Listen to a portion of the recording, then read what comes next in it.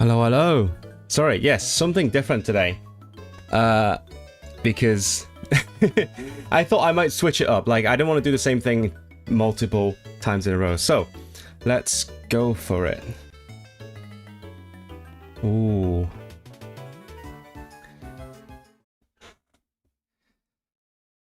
Hello. Hello, everyone. It's me. It's me. It's me in pretty much summer. It feels like summer now. Sorry, I had to start with weather because I am British after all, apparently. So you see me dressed like summer. This is my Eisteddfod t-shirt for the Welshies out there. I've got big news today, so we'll get into that in a little bit. But it is an incredibly exciting day, also incredibly hot. Sorry, I can't shut about that because I can't stand hot weather. And apparently we went straight from winter to summer in like one day. Yesterday I was freezing, but partly because my room is like in the attic and it's a bit less like, what's the word? What's the word? When it's like prevents heat from going in or out. I forgot the word. Sorry, but that's a point. Like the heat just comes in. So let's see who's here. Strawberry, long time no see. Haven't seen in a while. Yeah, what have you been up to? Welcome back. Wobble Choppers. It's a typing challenge. Yes, I'm doing something different today. Don't worry, we'll alternate between different kinds of streams, study streams and something else. And I thought this one's relatively timely, so I might as well go for it. The game has just released officially, I think. Earlier it was in like beta. So now that it's been officially released, I will play a bit of that. It is what's the word?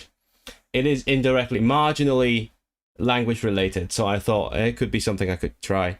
But I think next time I'll go back to the story reading thing. I hope you'll still be with me.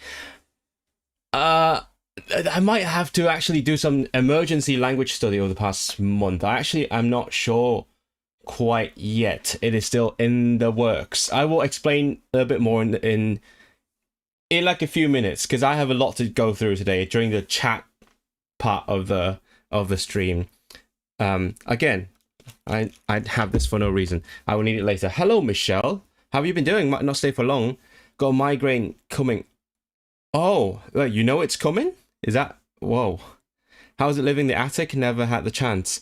It is... I don't know. I like it, but the weather is sort of rough. Like it's colder when it's cold, and it's hotter when it's hot. And it sounds it sounds stupid when I say it like that, but that's the point. Like compared to the rest of the house, in cold weather it's the coldest part of the house, and in hot weather it's the hottest part of the house. Literally, I went downstairs to get a cuppa, a panet, we say in Welsh, and then the moment I entered my room again, suddenly I felt it was like kind of like a sauna. I could feel the heat coming out, and I already have the window open, so it is just not ideal, but it is what it is. At night it's okay. I'm just not looking forward to the heat waves that are inevitably coming. Which game is it? Oh, have you not seen the thumbnail? I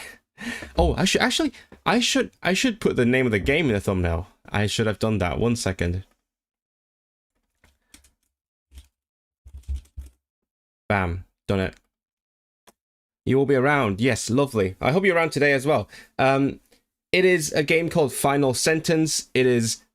Some people have called it the only game that journalists are guaranteed to be good at, because it is a typing game. It is a game where apparently you're trapped in some sort of crazy situation, and then you just type, and then if you make mistakes, you play Russian roulette, and then you might get shot. And I think it's a online multiplayer as well. I actually have no idea. I've seen some people play the beta, and I thought, hey, typing is kind of my thing, and it's kind of the language related as well. So I might as well show you this before. No, I'll show you this later when we get into the game. But sadly, I can't use stenography for this because when you write multiple words in stenography, you inevitably have some mistakes that you will afterwards correct. So So I will die by then. So I can't use it. I have to type the old school way, which is sad.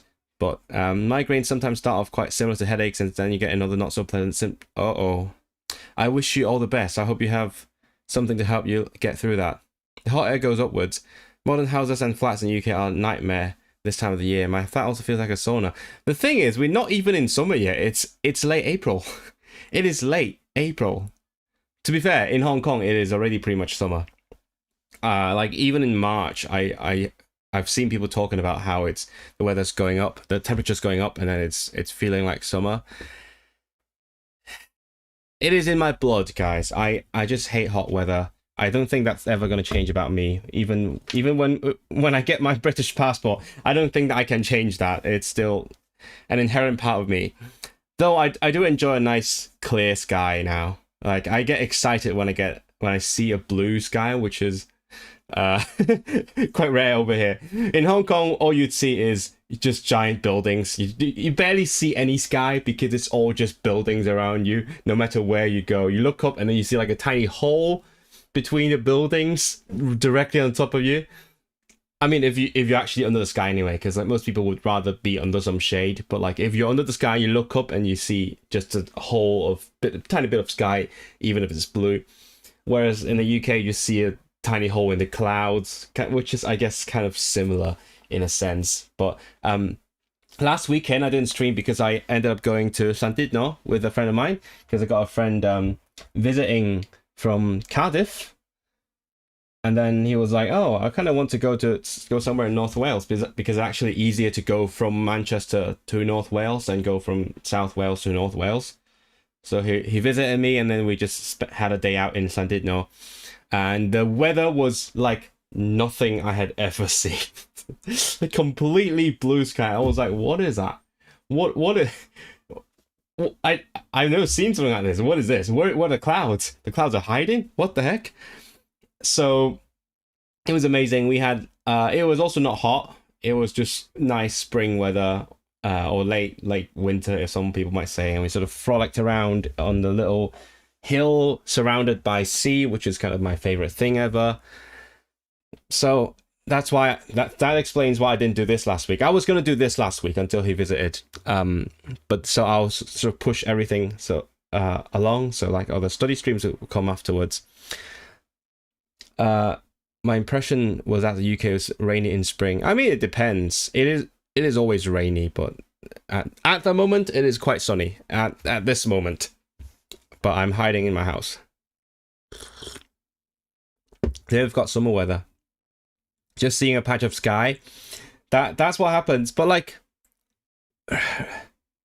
how's like where you're from, Vorpal Choppers? Like, is it very urban or is it not? Because like, I honestly know very little about Central Asia, but in East Asia, quite a lot of places are like that. You just, when you're in the middle of the city, you just look up, and it's all just skyscrapers, right? We have a lot of really urban places, and whereas in Hong Kong we just don't have non-urban places. I mean, we do, but like even our rural areas are quite urban by other country standards.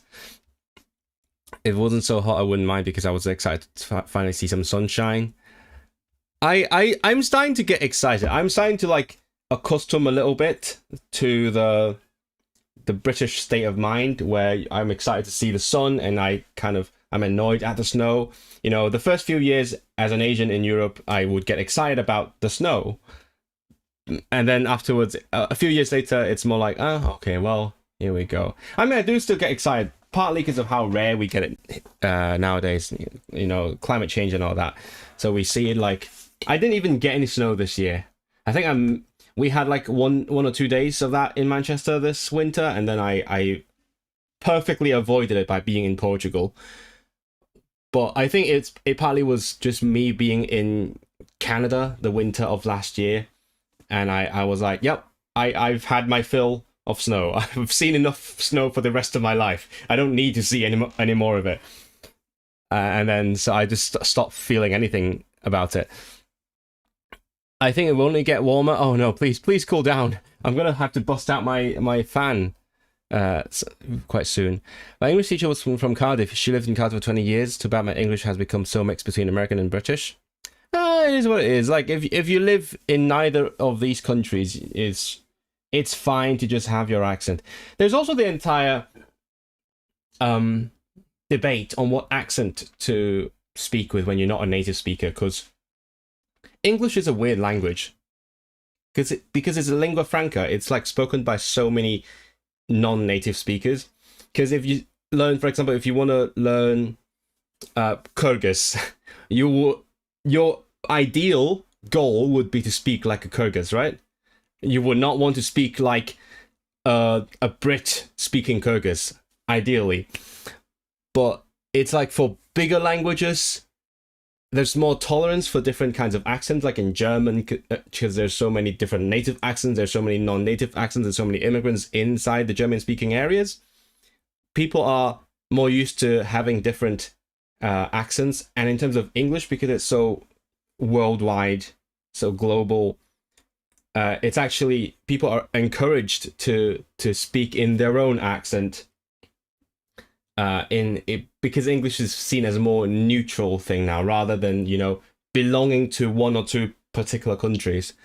And it is really weird because, like, I like to treat different languages equally. And for me, when I learn English, right, I mean, I've learned it for a long time, but as a person living in the UK, still improving my English constantly, I do want to speak like a native, like I would want in any other language. And then here comes someone on us. I wasn't going to bring that up, but like someone on my Instagram randomly left a comment saying, why are you trying to speak like a Brit? And then I'm like, why would I not? I live here. Like if I were living in Hong Kong and like none of the English speaking countries had any bearing on my life, then I would see things differently. But now I'm living in an English speaking country. I feel at home in particularly this part of the country. I actually told my friend today I identify more with Manchester than with England, so I feel at home here. Why would I not want to speak like I actually belong here? So that's one thing that I've always found a bit. I mean, I understand why it's a case, but I also I don't like it when people swing too far the other way and then start like questioning you for speaking with a native like accent, right? I don't why would you treat it differently if you're learning English or you learn Kyrgyz? That is my rant of the day. You just launched me into that. How did I even get? Oh right, because Vorpo Choppers talked about your accents. I'm living in the central city, but Bishkek is barely industrial. Lots of open skies. I see. I've actually been watching a guy on YouTube called Ed Pratt. I don't know if I mentioned him, but I'm quite into his content now. So how I discovered him was that he produced a very beautiful series where he tried to go down the River Thames. So from like southeast England all the way to London and to sea. And he would like initially walk through the waters and then eventually paddle on a kayak. And then so I dug into his older videos, and then turns out he's most famously known for having unicycled around the world. That was my inspiration, by the way. I was like, that's really cool. And a huge part of his trip was in like Central Asia, because for one, it's freaking big, it's huge. So I think he started from the UK, went down through Europe, and then got to Kazakhstan, and then he decided to skip the winter because it was a bit dangerous to unicycle in the Central Asian winter. So he took a train to Bishkek, and then lived there for half a year, and then went back to Kazakhstan and to complete his trip. So like there was a lot of content that he made from like Kazakhstan and Kyrgyzstan. And I was like, it's really cool. You could see like a bit of how it's like living there. To be fair, it's more like rural Kazakhstan and Kyrgyzstan, because when you're cycling through the country, most of what you see is going to be rural. But yeah, it is interesting to see how it's like. And he also met a Kyrgyz girlfriend that he eventually broke up with. But Cool story. I recommend his content. Very inspiring.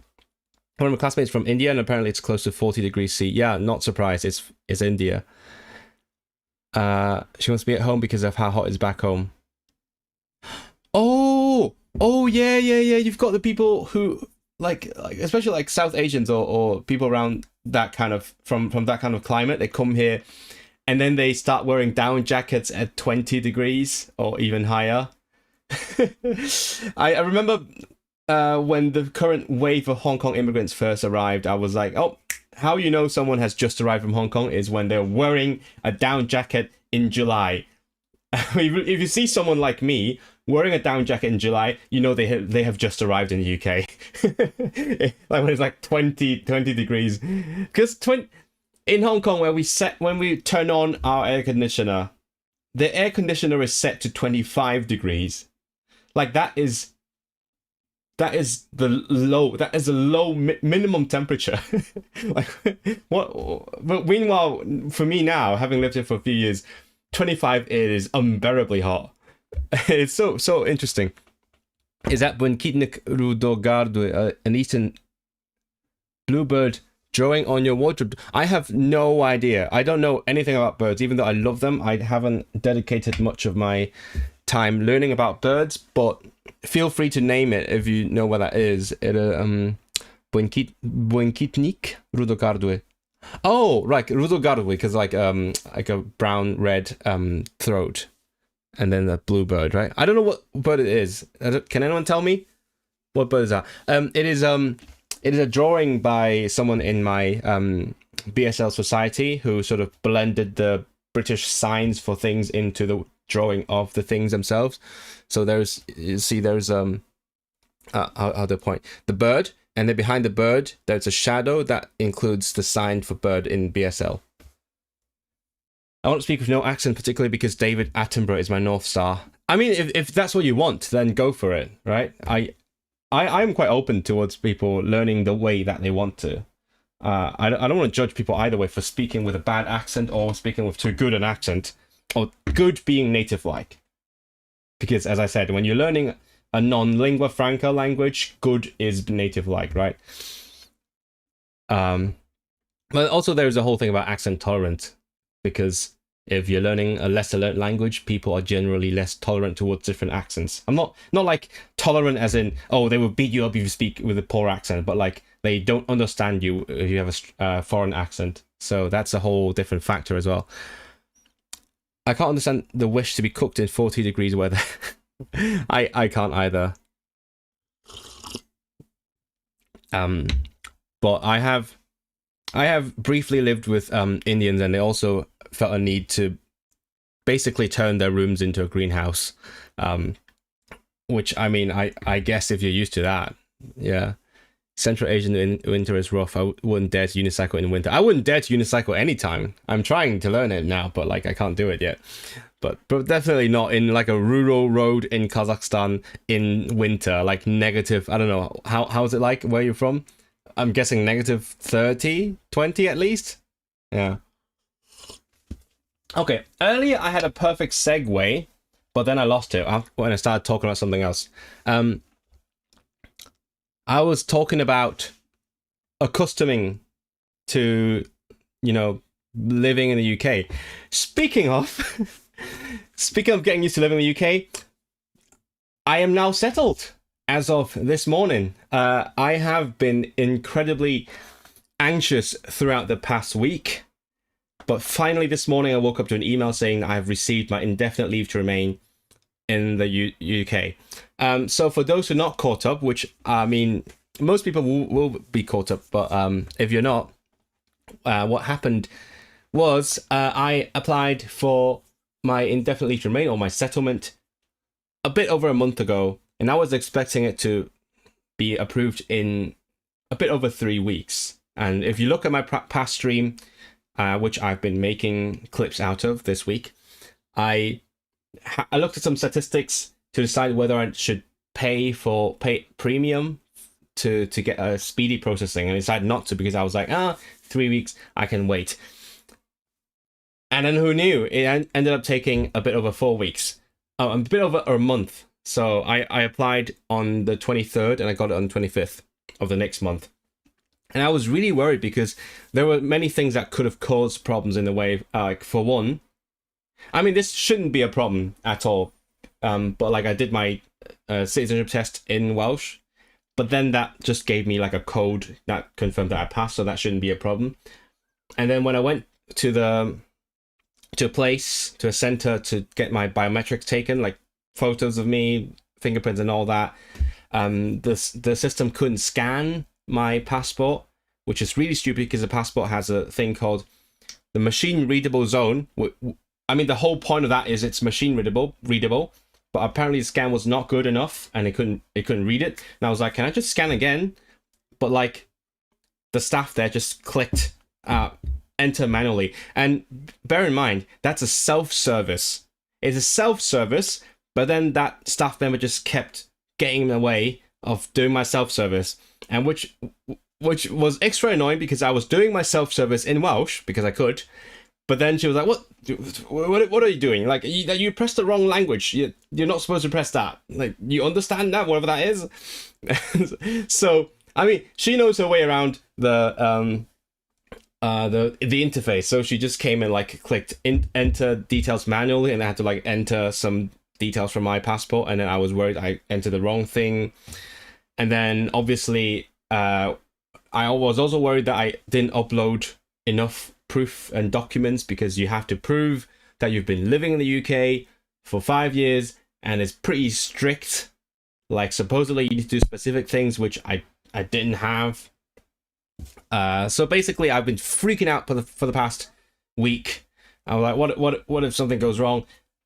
But finally we got it. So now we start the next countdown, which is a year towards actual citizenship. Okay, so I've made a new spreadsheet, of course I did, to track my residency in the UK, and that's actually even more stringent, because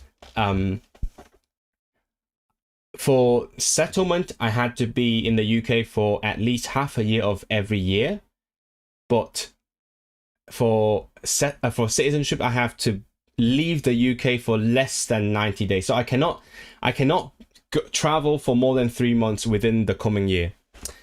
So that is it. The winters here are kind of harsh. Get to minus 15, 20. Okay. I was waiting for the new since exam in Welsh video. Thank you very much. I actually just filmed, like literally just before the stream, I filmed an outro for my next video. Yeah. Which is about applying for it. Because my videos now are so like, they're so delayed.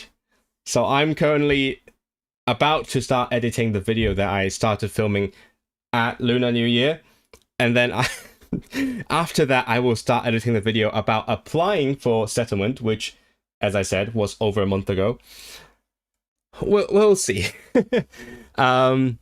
It's just it's a lot going on. Like, I still have my thesis things to finish. That's why everything's a bit delayed. You haven't seen anything since my April Fool's video, but at least I hope that these streams are keeping you entertained, or feeling like there's a connection between us still, even though I haven't posted much video very frequently.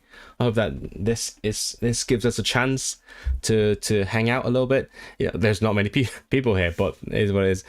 Your success makes me want to learn Welsh too. It sounds like a fun language to learn. You know what? I will say that I enjoy using and speaking it. I think it will be a very personal thing for me. Anyway, personally, if I want to learn a new language, I always want to make sure there is a good personal reason for it. Like, if there is someone or something in particular that I want to connect with, that's what I would go for. I need to finish my application for that Welsh job. I actually have been job hunting in Welsh because I was like, I have the skill, might as well use it. And also I have this dream of living and working in a foreign language, and for me now English doesn't feel foreign anymore. So like, I have an itch to work in a different language, and if I want to do that in the UK, doing it in Welsh is kind of my best bet. That's why I've been looking towards that direction, hopefully finding something relevant to what I do. But yeah, these streams are great. Thank you very much for loving that. Next thing I want to talk about is what I can do now that I've got my settlement. Because one of the reasons I was so worried, especially for the past week, but also for the past few months, was that I plan to go traveling in a month's time. Which, if you know me well, and you will know that it is the annual Polyglot Gathering this year in Brno. And I've been freaking out because, for one, if it really takes that long, if it takes ages for them to approve my application, I just can't go, because during that pending process, during that wait, I cannot leave the UK. Literally, I cannot leave the country. But also, if it takes like over a month, or like a month and a half, and it gets approved like in 2 weeks' time, that means I will be planning my trip like only 2 weeks ahead of time, which is really tight. And that also means like the fees to the gathering will be higher, the flights will be more expensive, the hotels will be more expensive. So in the end, I'm planning like within a month's time. So I'm planning now. Like after I woke up and saw that email that says approved, I was like, it's time to start planning. So I started planning this morning. I've been on Ryanair's website all day long. And I have booked my one of my flights, by the way. I have booked it. So thankfully it's not expensive. The flight to Vienna is only like £35. Thank God, it works out. That means I will be going, and lots of my friends are really relieved, because like everyone I know, not everyone, but like lots of people I know in the Polyglot community have been asking me, Israel, are you coming? Are you coming? Are you coming? And I was like, I can't say I will be, because honestly, I don't know. But then finally today I can announce to my friends like, yes, I'm going. And on top of that, I have a talk coming up in the Polyglot Gathering, and the organizers have been telling me, Israel, if you don't register now, we're gonna have to cancel your talk. And I said, please, this is my situation I'm in. I really do plan to go, but I just need to wait till I'm allowed to leave the country before I can actually register. And they were like, okay, fine. And thankfully, they let me keep my talk. They would have cancelled it like a week ago, but after my explanation, they let me keep it. So I will be giving a talk at the Polyglot Gathering as well. Exciting stuff. So I'll be flying to Vienna and then taking the train over to Brno, which is like 2 hours away, I think. As for the trip back, I don't know quite yet, because I'm just gonna... it's not confirmed yet, but there is a chance I will be in Iceland for most of June. I'm actually kind of anxious about that now, like, just partly because I'm old. I feel a bit anxious about leaving home for an extended period of time. And also all the extra planning and things, because I would have to do a lot of preparation, both for the trip and also linguistically. I need to do some preparation, emotionally, and like finding places to live and saving money. So maybe I won't go. Maybe I'll go next year instead. They have given me the option to go next year. I'm being very vague right now, because I don't want to announce things until like I actually have confirmed them. But that's the thing that's been on my mind. Maybe because if I do go to Iceland, I will probably like fly to the Polyglot Gathering and then fly directly to Iceland from there. I don't know. I'll tell you when I do know for sure. You also have a 90-day restriction. I want to speak to you in Cymraeg. Oh my god, yes! If you learn Cymraeg, I will be very happy to speak to you in Cymraeg. I'm sort of taking on this role of ambassador at some point. Someone has also asked if I want to go to like the Inter-Celtic festival in Brittany, and I was like, I would love to go to Brittany. I don't know where the festival is, but I've been saying, oh, maybe I could pitch a TV series in Brittany where I like talk to people in Breton. But who knows? Maybe I'll go there. And then another like organization has talked to me and asked me to like share my experience of learning Welsh and speaking Welsh. And then also, like, I was recently put in some sort of anthology. Like, I wrote a fake-ass poem. So, like, just a lot going on. Like, what? Why? What? What are these people? Where are these people coming from? Thankfully not cancelled. Glad it's working out for you. Yes, I can't wait to go to Brno. I honestly, I enjoyed it so much last time. I'm glad it's not in Prague for one. Prague was a bit chaotic. It was way too like busy. That was the thing with Prague. I don't know if I'm still polyglot or not, but I like languages and would love to attend this time or the next. If you can, I really recommend it. Never worry about whether you're a polyglot. I don't know why people keep worrying about that. It is not a factor. They're not going to test you. It's not the Hypia where they have to test if you can actually speak the language. And also, even if it's Hypia, they're not really that strict. Anyway, it's for people who love languages, and if you do, you can afford it. If you can afford it, please do go. But like, the prices are going up now, so if you are thinking of doing it, register by the 7th of May, because it's gonna go up even more afterwards. And so like, I've just signed up. It's weird. Usually my name is like way on the top of the list, but now it's like on the bottom because I signed up like way too late compared to everyone I know. And I've got lots of friends going, like even friends who don't usually go. So I'm excited. I can also talk to you about my name tag, because how the Polyglot Gathering works is you used to go there and they give you a name tag, a badge, and then you'd put your languages on there. Sometimes you'd write, I think, no. That's at the Polyglot Conference, which is a different event, you would write your languages. But at the gathering, you used to have stickers of different languages that you put on your badge. But a few years back, they changed how it worked. So now you tell them on the online form what languages you speak, which actually you can change until quite late. And then they would print it for you. So this was mine last year.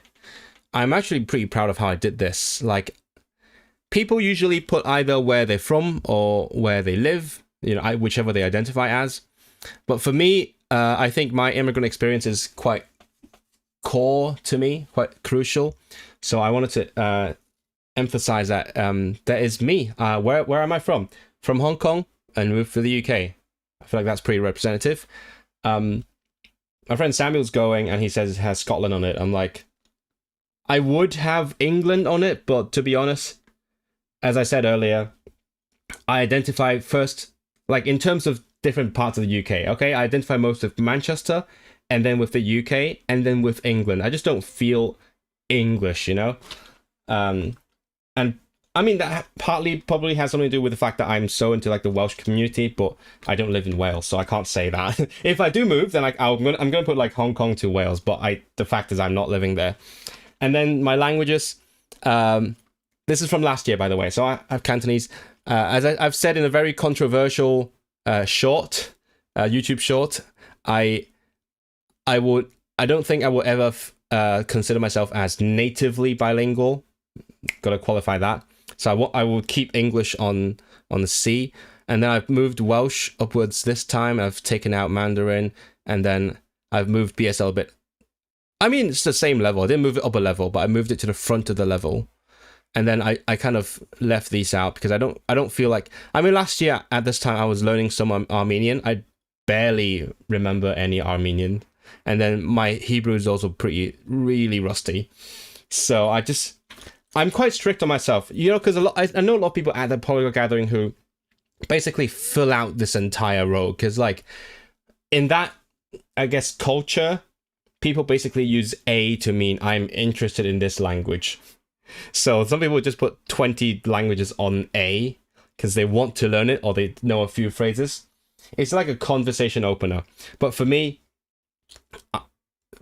in the B and C levels, I'm quite strict on myself. So I want to make sure I actually speak those languages if I put them on B. Like even Swedish is quite, as I've established before, I struggle to speak Swedish because my brain keeps confusing it with Welsh. But on A, I'm a bit more lenient on myself, but I also don't want to put a million languages on there that I literally don't speak at all. So I put Uyghur on there, this year. Last year, I think last year, this time last year, I wanted to learn both Uyghur and Armenian. And then I started with Armenian first, but then I sort of dropped it afterwards. And currently I've been learning Uyghur. I can't speak it, to be honest. I haven't actually taken any speaking lessons, so I can't even string a sentence together, but I understand some of it, and then eventually I'll be able to speak it, maybe. Maybe by the time I go there, which is in a month's time, I'll be able to speak some Uyghur. I don't even know how to say I am something. I know how to say in Turkish, but not in Uyghur. And then I added Scottish Gaelic, because I actually, having almost finished Duolingo in Scottish Gaelic, I can actually kind of make sentences. I will make a video about this eventually, but my idea is to just use Duolingo. But then also, like, so I didn't use any other sources for input, but as I'm doing my Duolingo, I started making sentences on my own. I've translated memes into Gaelic. And then by doing that, I'm actually able to say stuff in Gaelic. So I put it on A, and then I tacked on a Hong Kong sign language at the end, because I was like, first of all, Hong Kong represent. And for me, it's more like what I said earlier. It's more like a language that I would like to learn rather than I have learnt some. But also, I've kind of learnt a bit of it. From just people around me here in Manchester. I know a lot of Hong Kong deaf people in Manchester. So I put it there for the lols. That's my language list now. That's my current state as a polyglot. I tend to be quite harsh on myself in this regard, so you never see me like fill out the badge with 50 different languages or claim to speak them and then get like investigated or something. Let me catch up with chat. Sorry, I ran off with that again. Feeling old while looking fresh, 25 at most. I am feeling old. Like, as I said, I'm a bit scared of leaving home for an extended period of time now. I think at 20, I would have loved to live somewhere just for a month. But now, I think I have a lot riding on me being here. Partly, like, there's a lot less I can do without this computer. And also just a sense of familiarity of being in this space. I mean, I did it in 2023. I went to Lithuania for a month, so I can do it. It's just a bit, like, it makes me anxious to think about leaving for an extended period of time. And I was originally going to go to Hong Kong for 2 weeks in June, and that's not happening, by the way. Just in case any of my friends is watching this and you are aware that I was potentially going to Hong Kong in June, it's not happening. So, yay. I'd love to go one day, but I don't think it will work out for me this year. Sounds really interesting. Yeah, oh my god, I wish you could have gone. Maybe next year might not be in the Czech Republic anymore. It might be in, I don't know, it might be in Slovakia again. Who knows? We'll find out. Thanks for a range of the dates.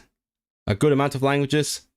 Good, I would say good. I'm quite happy with what I've got. I would love to spend more time brushing up my languages. That's what I've been saying since 2021. Like I said in the short video, my New Year's resolution is to not learn new languages, and I still stand by that, and I have failed it several times, so I've learned some new languages. But I really want to spend some time brushing up my German and French, and especially Swedish.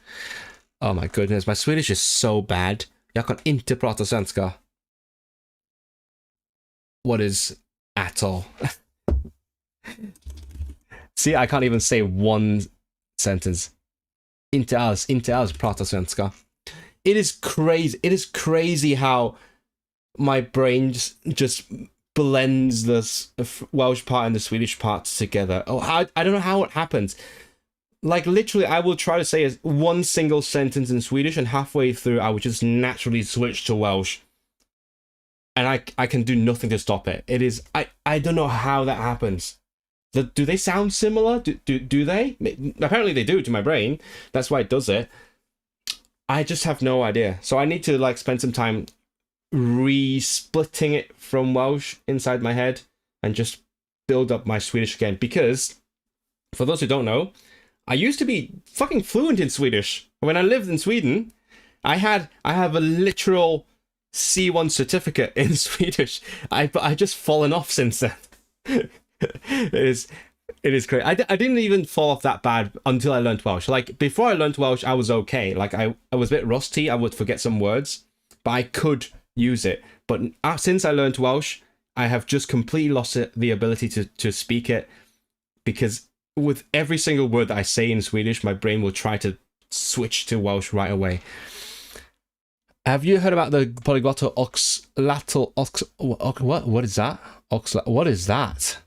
Like are you talking about a literal multi-tongued animal? Hello, Jackie. Have you got your settlement? I think you're late, but like I got my settlement this morning. How's yours going? I'm so excited today. I'm feeling good, especially after freaking out for the past week. I'm feeling so good.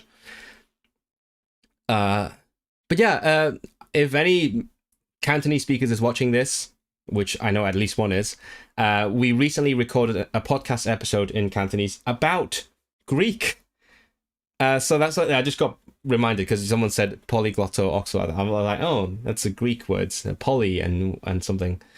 And also I recently learned that surgery, the sir in surgeries is actually the same word as he in Chirurgie in German. Like in most European languages, you say something along the lines of Chirurgie, and he is hand in Greek.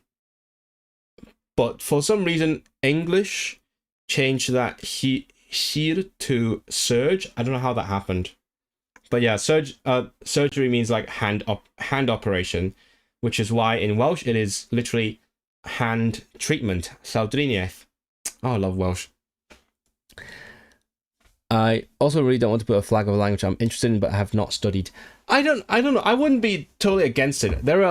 It's a common thing to do. As I always say at the Polyglot Gathering, everyone sort of exaggerates a bit. So like, if you happen to want to investigate someone's claims in what languages they speak, I wouldn't use the Polyglot Gathering badge as a list of claims, because almost everyone exaggerates there. And I'm not totally against it. It's fine. It's a conversation opener, as I say. Also, by the way, there is an option of putting no flag. So like, my friend Samuel really hates flags for languages. Like print. I mean, I don't disagree, but also aesthetically I like them. So he just doesn't put any flags on them. And what some people have done, by the way, for example, is most people have flags, but then some Russian speakers would just have a blank flag for Russian, and then they would like draw the white, blue, white Russian flag on it, like the Free Russia flag. And same for Belarusian. So some people would have a blank Belarusian flag and then draw the red stripe on it. Do I have it the right way? Is it? Yeah. And then people asked if I could, just jokingly, they asked if I could put a Palestinian flag for Hebrew, and that's not an option unless I draw it myself. So either you get the country flag or no flag. You can choose between the two. And by the way, I decided to go for an England flag this year instead of a British flag for English, because it's kind of funny. It's probably because like I've moved Welsh from here all the way up to here next to English, and I thought, hey, if I'm contrasting Welsh and English, might as well like use the Welsh and English flags. Because that's for example, when I make a reel about comparing languages, if I want to refer to Welsh and English in the same reel, I would use the English flag, because the British flag would in theory include Welsh as well. So it's the same logic. So I was like, oh, I could try using the English flag for English, and that's an option that they give you. So that will be interesting. It is just we've just passed St. George's Day, and it's a pretty contentious thing, but I kind of like that, and also it is kind of sending the subtle statement that English is a foreign language in Wales, and also Scotland, I guess. So I thought that would be interesting.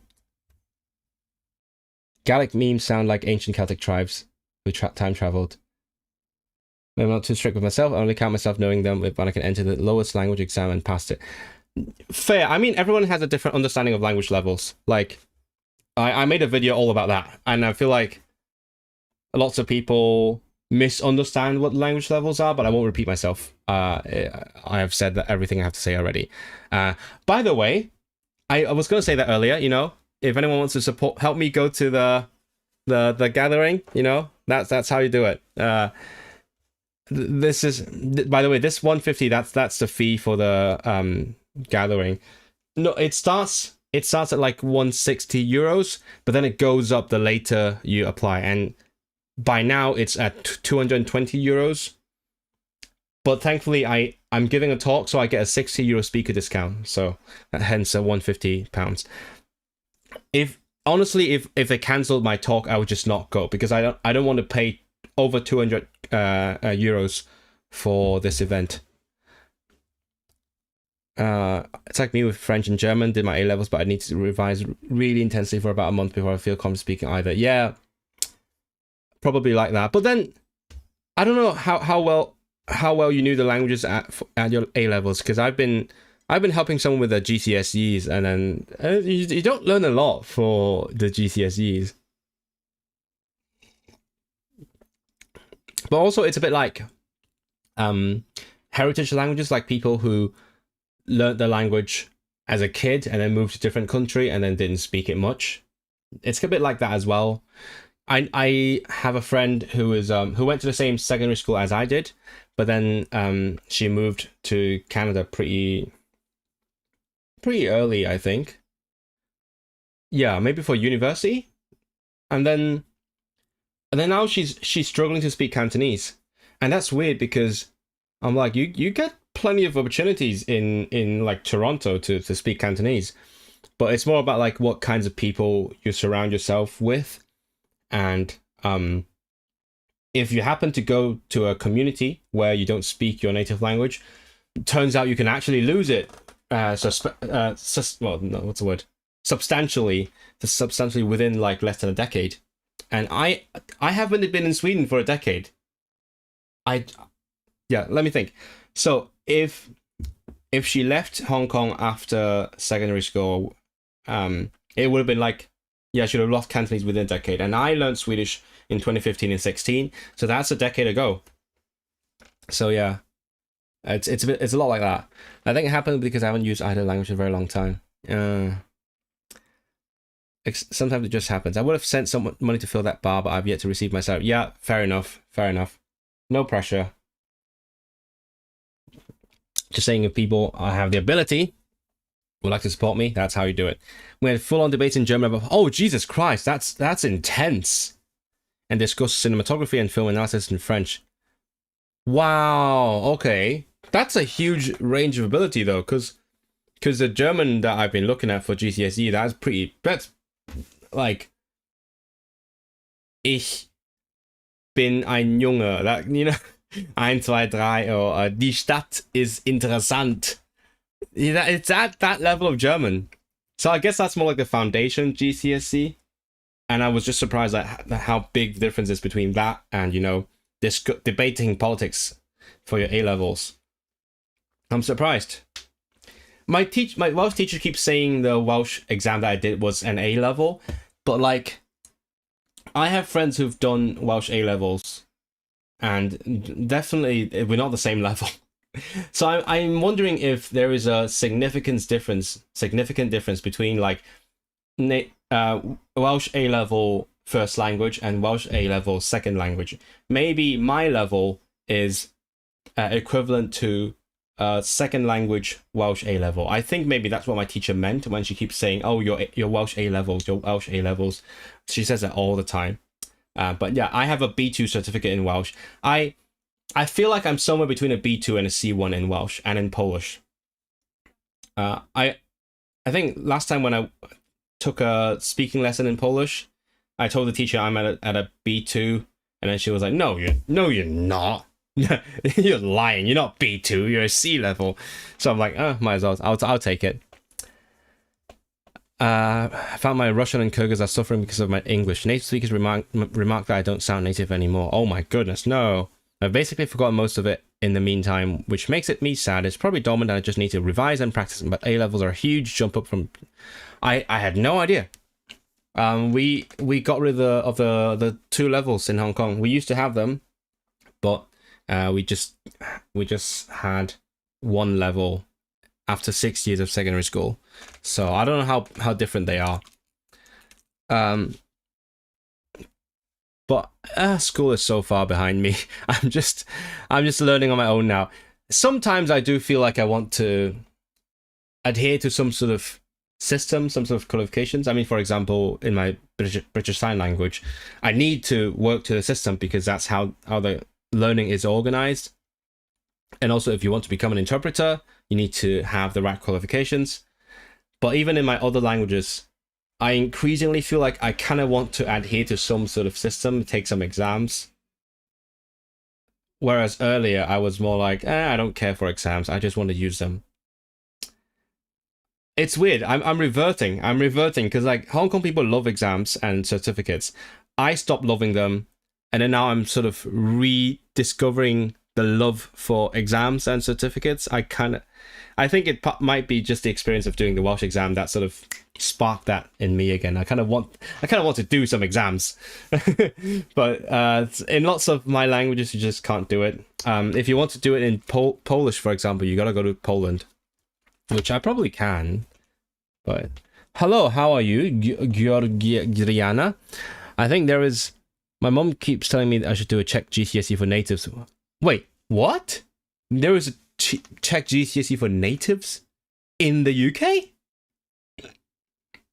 What I can say is my English is cannibalizing my Russian and Kyrgyz accent. As you work with Americans? Yeah, I can see that. Yeah, it happens. Language is a very fluid thing, and people's accents and their language abilities change all the time, and that's okay. That's okay. Like, language will be there. It serves your needs at the time.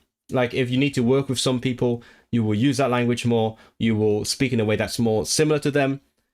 And that's okay. You don't have to fret about it. Like, people like to see language as this, like, fixed thing. You have acquired it. It is here. It will never change. It will never go away.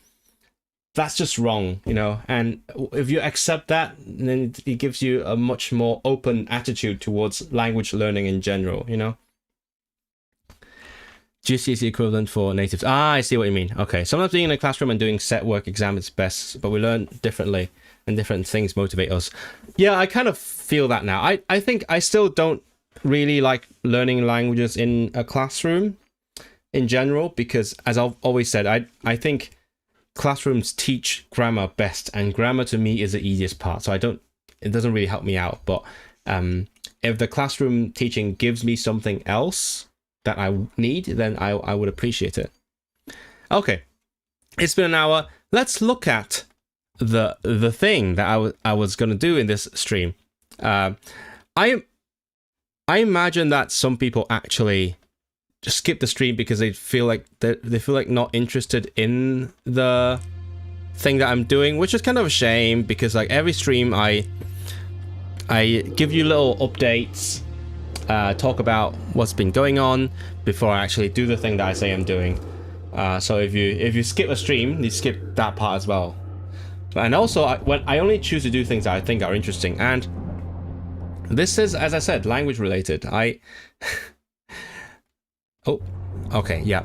I like typing. I've always liked it, and I started learning stenography a while ago. I'm not very good at it, but it is part of typing as well.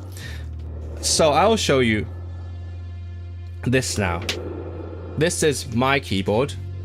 If you haven't seen... let me switch back. If you haven't seen my keyboard before, you might be surprised. I've shown it a couple of times. This keyboard is called, ironically, Polyglot. So I was like, I have to have it. It is made for me, and it's got a bird on the back. It is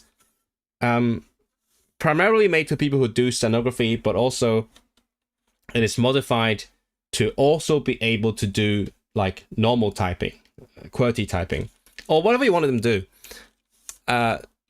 the problem is that I haven't done stenography for a while, but I still use it as my main keyboard because this is my first and only mechanical keyboard that I've ever used.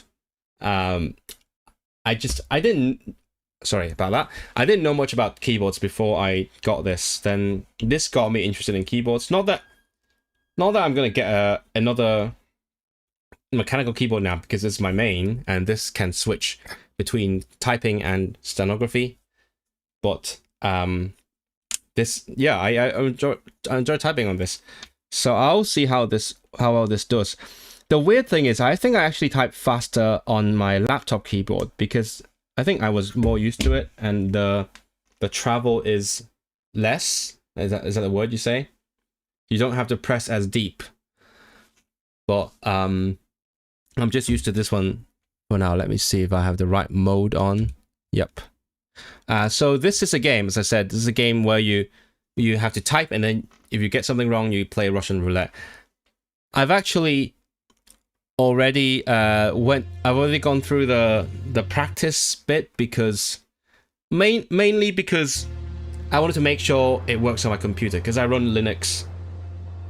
I was worried it might not work, so I was like, I'm gonna go through the practice level to test that everything works, so the keyboard is connected to the game and the window is in the right side. But now it's an actual game now, I think. So you see, I'm a level 2 already because I did the practice level. I honestly accept that languages are not set in stone, which motivates me to learn more. Yeah, you got it personalized? No, it's actually called that. It's actually called a polyglot. My last stenography keyboard was called a Uni. I don't know why it was called Uni, by the way, but it's weird. I've done a lot of things that have something to do with something called Uni. But then this one's called Polyglot because it can do stenography and normal typing. For my German study, I had to go to the neighboring country to study and pass an exam in Goethe Institute. Whoa! This keyboard looks so small. Yeah, it's a... Shit, what's it called? It's a 40% keyboard, I think. I think that's what it's called. Basically, it's only got the letters and then a few more keys. And then if you want to type symbols and things, you have to use layers, like combinations of keys, which I customized on my, created on my own. You run Linux? I always imagine Linux users have beards. I need a beard now, I guess. I see where that stereotype might have come from. Okay, so I don't know how this game actually works. Do I have to like... Do I just go to Battle Royale? Knockdown. I don't know what these mean, to be honest. Custom game. I'll just go Battle Royale.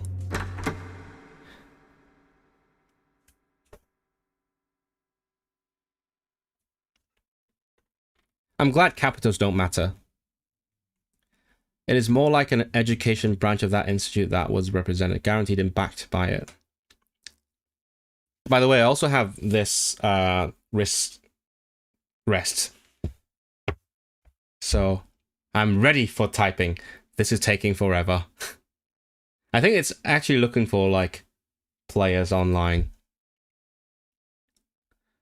Israel with a beard, interesting to imagine. I think I try. If you look at some old vlogs on my channel, you will find me trying out a beard. That was a little goatee. Okay.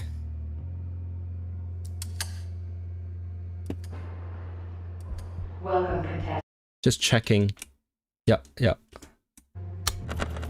Oh, do I start now? They locked you... Oh, no. They locked you in a basement room. And... Fuck. Handed you a typewriter with diff keys. And said, type what you see. Yeah, my accuracy is not great. That's the thing. I can type fast, but my accuracy is not 100%. No food. No food for hours. No windows to look through. Just keys, a gun, and a choice. And you stayed there anyway. Of course you did.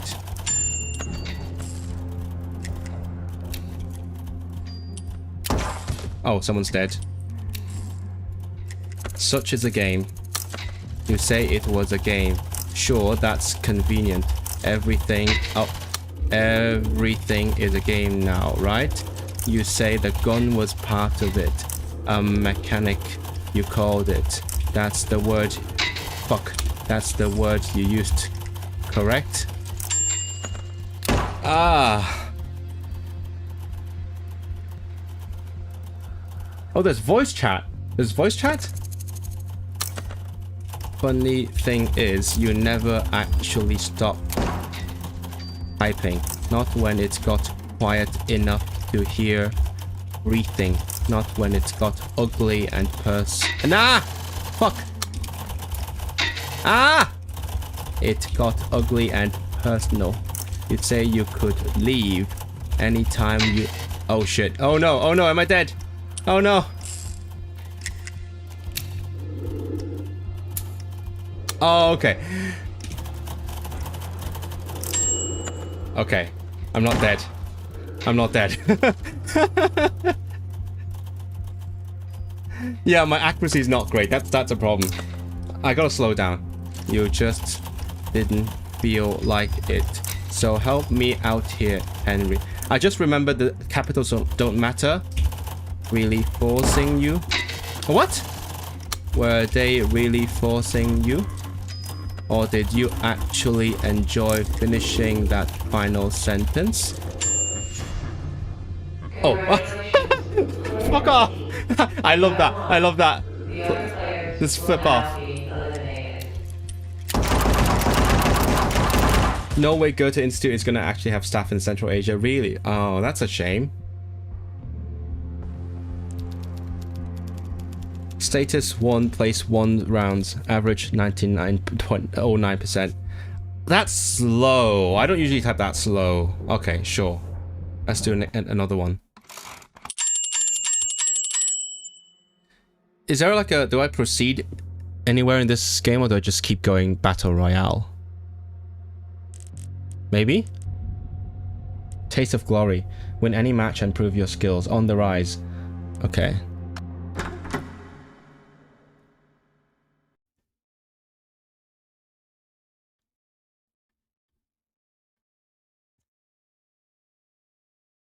Matchmaking. Oh, matchmaking.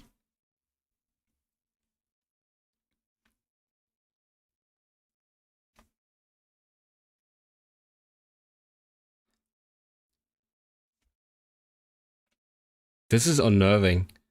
Especially when they point their guns at you.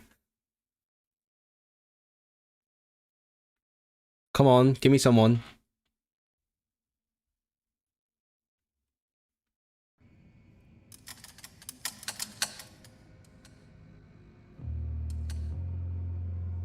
Mistake behavior. Oh, wait. Welcome, contestants. The game begins now. Though the hours dissolved, uncounted, unseen, I remained a captive to the silent dread, wrapped in delicate shrouds of ancient sorrow. Ah! No! Wrapped in delicate shrouds of ancient... No, what? Wrapped in delicate shrouds of No! I see what went wrong. The ancient. Okay, okay. Wrapped in delicate shrouds of ancient sorrow, yearning for a voice to call. Yearning for a voice to call me forth. I have a problem with like the order of... Like sometimes I would press the right keys in the wrong order. I am here to end your lonely waiting. My steps will break these ancient chains. That ancient was what tripped me up.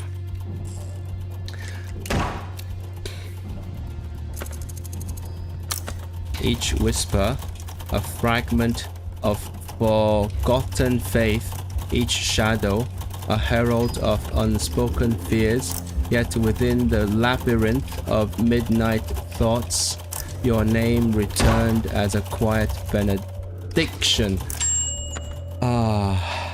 Blind typing helps a lot with speed. Wait, how? What do you mean blind typing? What does that mean? It's hard typing while aiming for perfect accuracy. Turn me from this path. I carry the dawn in my hands.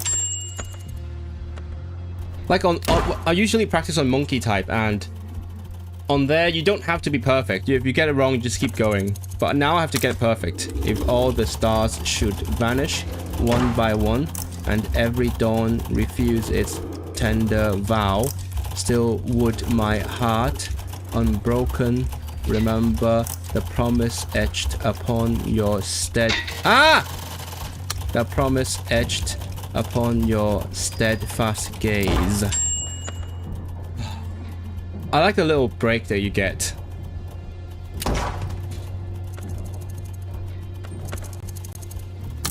We will be free when morning comes. No darkness can claim. What? Congratulations. Uh-oh. Oh, you have to be the fastest. The other players will now be eliminated. Uh-oh. Uh-oh, I'm dead. Oh. So you can't just be accurate, but you also have to be the fastest of all. The number one. Okay. I can probably do it, but I probably just get something wrong. I'll try one more and check out like knockdown or something. It's a term that is used when you type by knowing where your keys are, but just to 2-4 ridges on the special keys. I mean, my keyboard is completely blank, so that's the only way I type.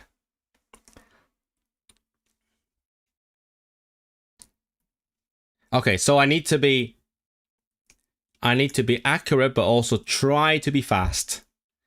But also, if I'm more accurate, then I go back less, so I would still be faster on the grand scheme of things.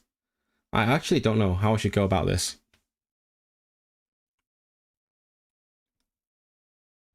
Come on.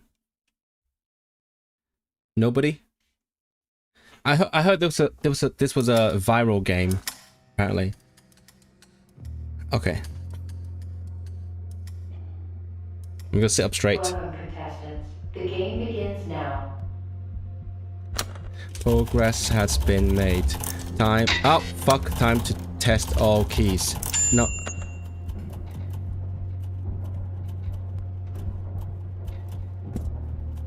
Why are we testing the keys again? Numbers first. What happens? Ah!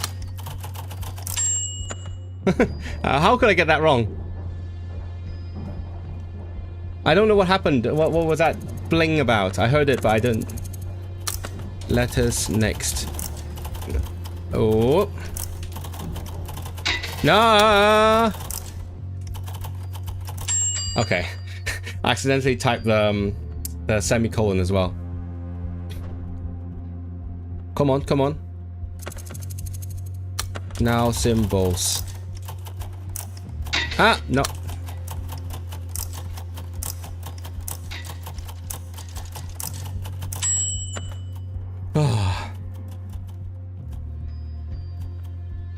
Why am I practicing? Why is it a practice? Practice ends when this text is finished. Get ready for the real thing. That's a real thing, though. Yeah. Congratulations. I love this. Player 37. You have won. The other players will now be eliminated. How do I get my mouse out of this thing? Oh, look at them. Look at them getting shot. Not me, though. I won this thing. I can type so well.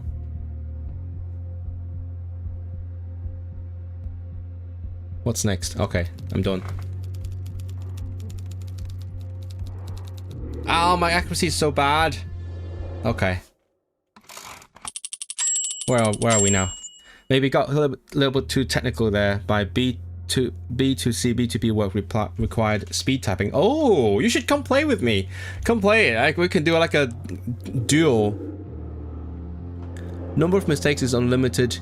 If you make a mistake, your input is blocked for a while. The match is divided into rounds. Both players start a round simultaneously. When the player loses a round, the warden inserts a bullet into the revolver. Oh my god. Not was knockdown. 8 players. No limit to mistakes. You make a mistake, your input is blocked. The text is divided into rounds. All players start a round simultaneously. That's slightly different. You know what? I'll try and knock down afterwards.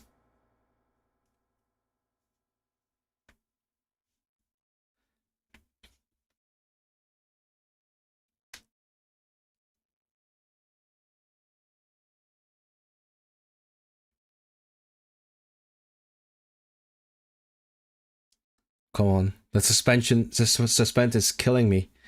Not the suspension, no. The suspension.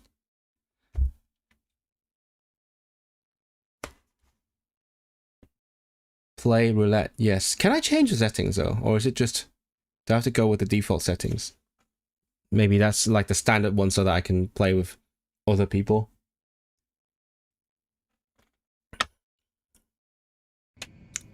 Let's get a fun text. I've seen some people playing some fun texts. I've never written freeform, but I can try. Welcome, contestants. The game That's different. now. One for the crow that hides in the crone. 2 for the shoes that ran without me. 3 for the bell with a broken ring. 4 for the puppet who tried to sing. Who will be the last to take the step? I'm like sort of typing like this now. I'm very careful with little pointy fingers instead of my usual key smashing. 5 for the door with no handle or key. 6 for the fish that climbed a tree. Ah! 6 for the fish. For the fish that climbed a tree. 7 for whispers under. Oh my god.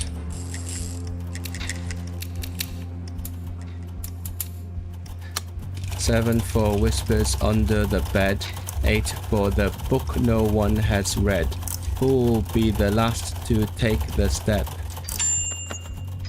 My keys are very light, so I accidentally press the wrong one quite often.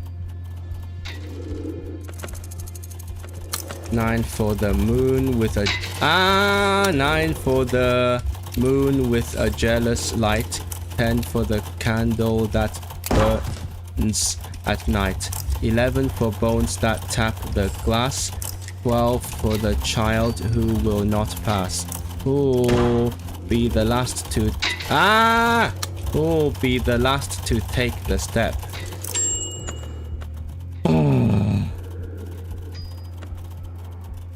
Perky fingers, perky fingers. Don't mash it. 13 steps and never a fall.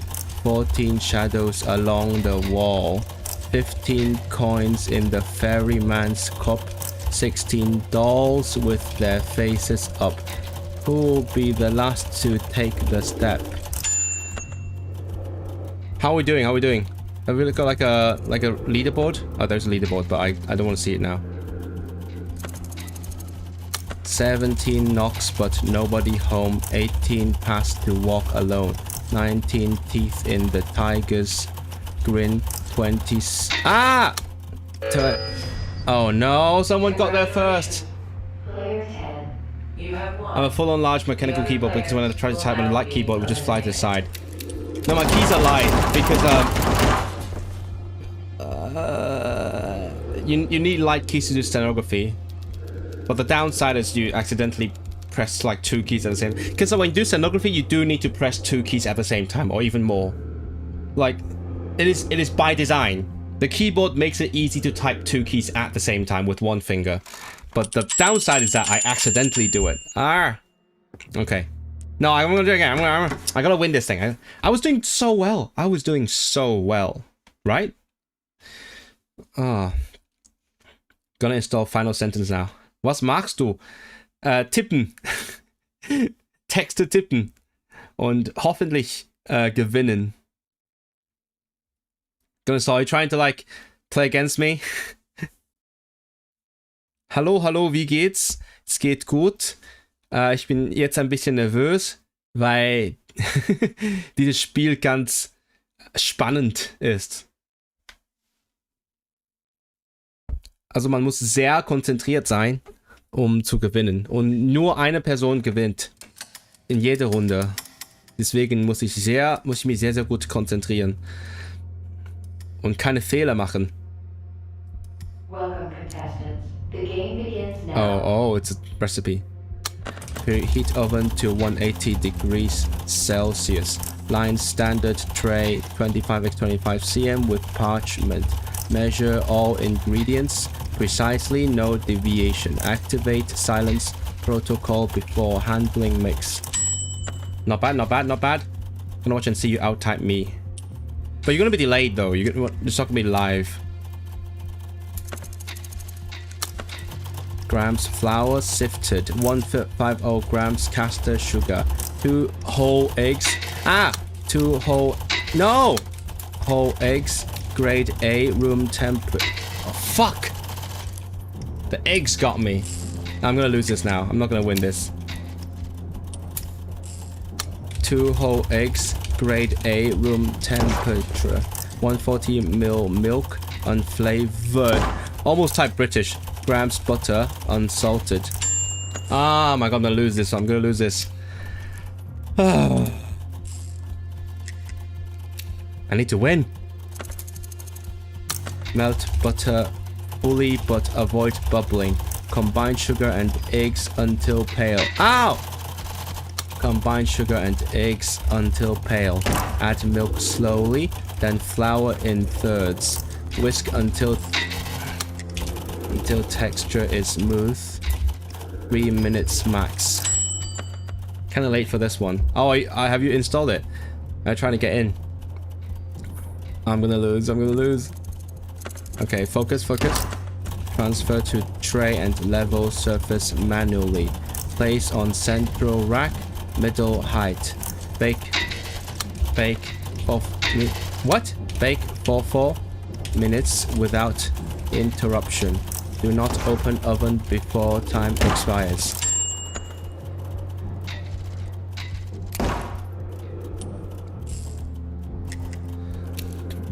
Hey, G-Fruit. Cool healing. Minutes at ambient room temperature. Cut into... Ow! Cut in equal squares 5x5 cm recommended. Label batch and record time. Shoot me now. I don't want to lose this. Just kill me. Oh, I'm dead. We were in the same match before? Really? Oh my god, that's wild. How did you end up finding me? Oh, I hate this. I got so nervous. You were so fast. Did you watch people... Can you watch other people type? Like how... I'm a ghost. Like what happens when...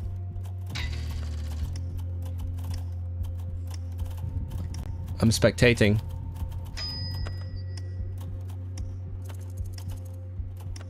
Where's my dead body?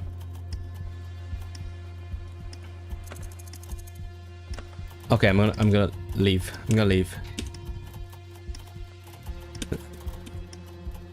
Just watch for the category final sentence. I see. How do I... Why can I not leave? Exit. Yes. Maybe I should... Okay. I need to realize when a word is tricky and then I'll go slower. Maybe I'll do that. I was showing this earlier, but like the good thing about these keyboards is that I don't have to move my hand at all.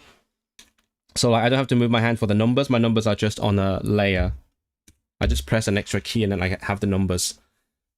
I wish I had like a camera on the keyboard, but you know what? It's not like I can afford it. So I could actually... This camera arm was actually meant for like...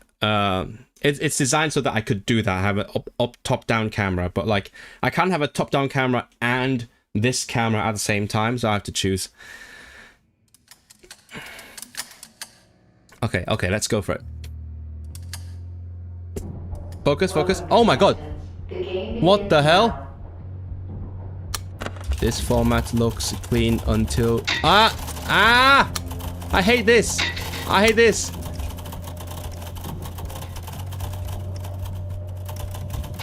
Oh my god! Telling ourselves it's helping some... Oh my god.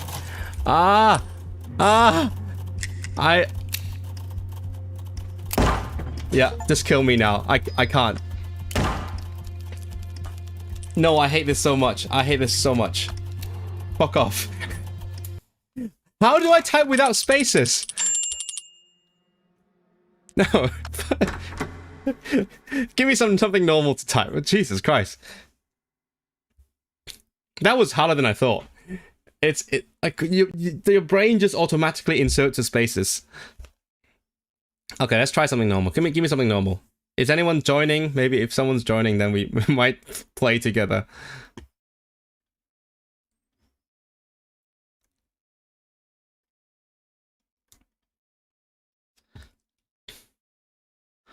That looks easy.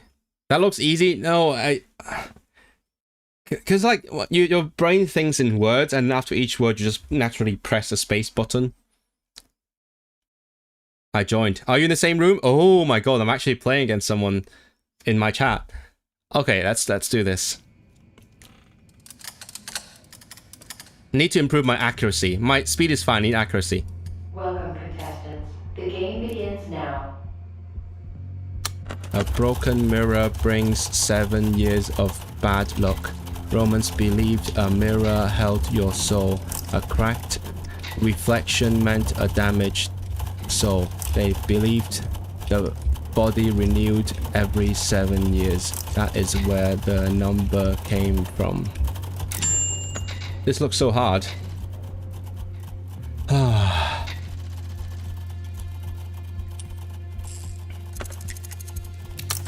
Friday the 13th is unlucky. 13 is unlucky because of the Last Supper. Judas was the 13th guest. Friday is unlucky because of the... Oh no! Friday is unlucky because of the crucifixion.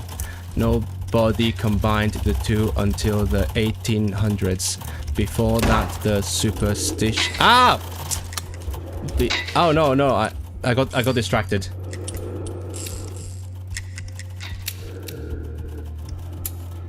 Okay, before that, the superstition did not exist. I'm slow now. No, I need to catch up. That's how they get you. You get nervous, you want to catch up, and then you make mistakes. Never bring bananas. No, bananas is hard. Never bring bananas on a boat. In the 1700s, many ships disappeared while sailing from the Caribbean to Spain. Most were carrying bananas. Bananas also release gas that spoils other cargo. Some crates hid poisonous tropical spiders. The fruit arrived. The sailors often did not. You didn't get the same game? I think we could do like a private game, right? If you want to. You know, get back to the grind. Okay, viel Spaß, viel Glück. Something old. No! Something old, something new, something borrowed, something blue. This rhyme is Victorian, first recorded in 1871. Old connects the bride to her... No! Old connects the bride to her past. New symbolizes the future. Borrowed from a happily married woman. Blue stood for purity and fidelity. There was a fifth line and a sixpence in her shoe. Am I gonna lose? Am I gonna lose?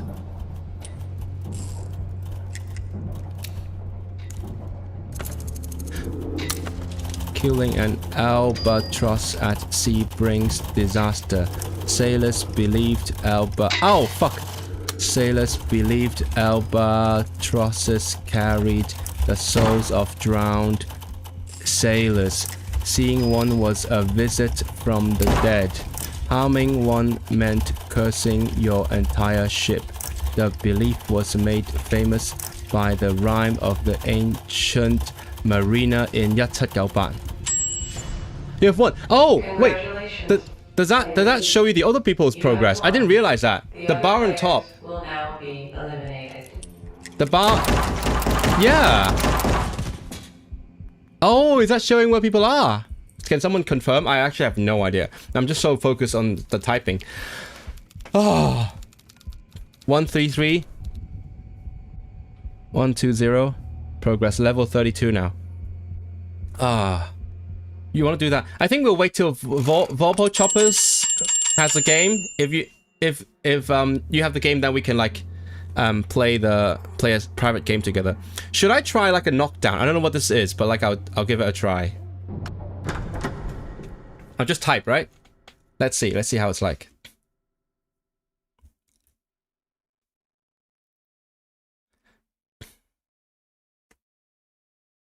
It shows others' progress. Yeah, so that's why you saw that I was fast. I couldn't tell. I was just purely looking at the text. I don't know what the knockdown is. We'll find out. Is it also just typing and they get shot, right? Maybe nobody's playing it because everyone's playing Battle Royale.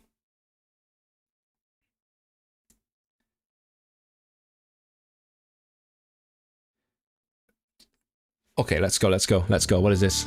Oh, different music. Oh. Welcome, contestants. The game begins now. 1, 2, tap the shoe. 3, 4, knock the door. Nope. 5, 6, quick what? Key tricks. Wait, what? 7, 8, do not wait. How does that work? Do I just... Okay. I didn't know what to do after the mistake. Wait, oh! Wait, what happens? Do I wait? How does that work? I'm confused by this game. Oh, do I wait for everyone to catch up?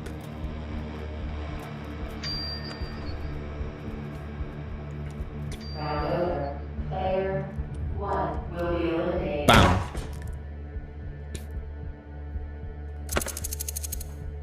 Take, tap, hack. What? Type it back. Tap, tap, clap, clap, clap. Keys go quick, hands move quick. Type the line, do it fine. Oh, I need to wait a second and then type the thing that I got wrong. Okay. That's why I kept getting 2 wrongs in a row, because like it was blocking me. I typed the letter when I was blocked, and then I typed the next one and then it was wrong.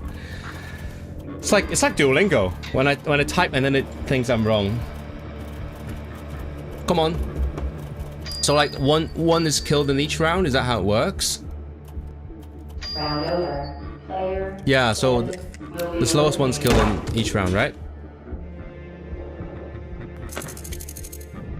1 frog jumps, 2 frogs run, 3 frogs sit in the sun, 4 frogs laugh, 5 frogs play, all the frogs type today. I'm just mocking everyone, especially now that I don't get Russian roulette. Like I can just make mistakes and not really have as much consequences. So I just mock everyone.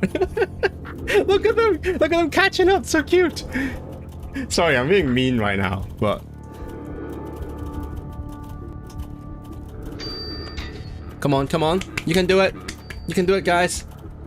I love watching these little guys. Oh, look at them. He's typing so hard. Oh, this guy's dead.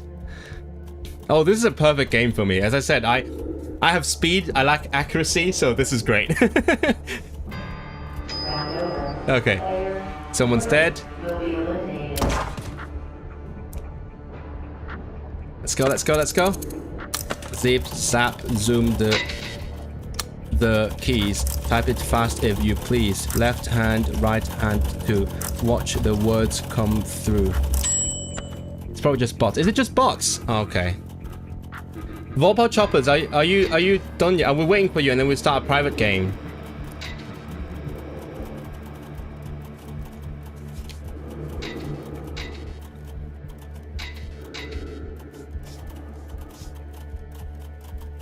Come on. I honestly can't tell when is it bots and when is it people. Player 4 Bam.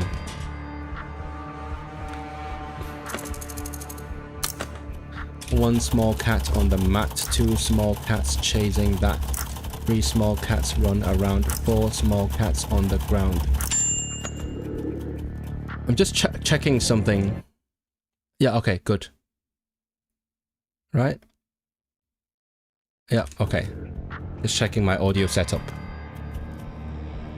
Because last time I accidentally kept playing my waiting music over the share screen bit. I've run into a Microsoft... Oh, what? See, no, what is that? Why is it so complicated? I am on freaking Linux and I can install this no problem at all. Then when you hit the tab key and it shows its level. Ah. Then it's a... I see. Okay. Wait, no, resume.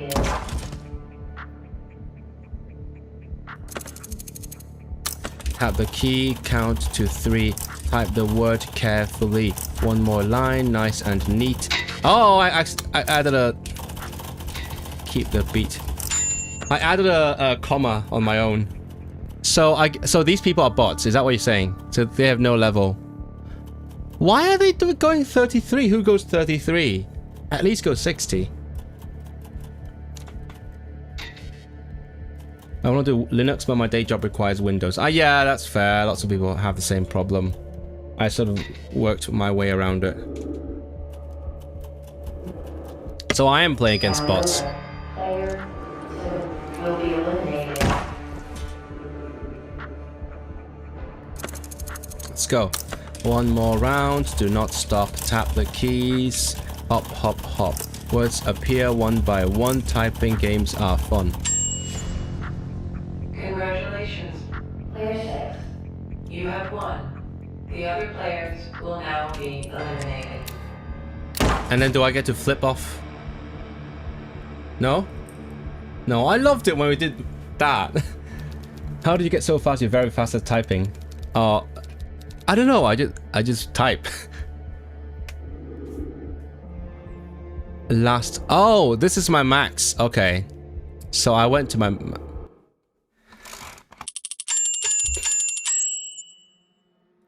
Robot Choppers, do you want to join or do I just play something else? I can try Duel. Do I try Duel? I'm a bit scared, to be fair. Like, one-on-one, I feel like I might actually... I'm gonna practice this one, Battle Royale, because I actually have to train my accuracy with this one. I need to, like, type the correct things and not just be fast.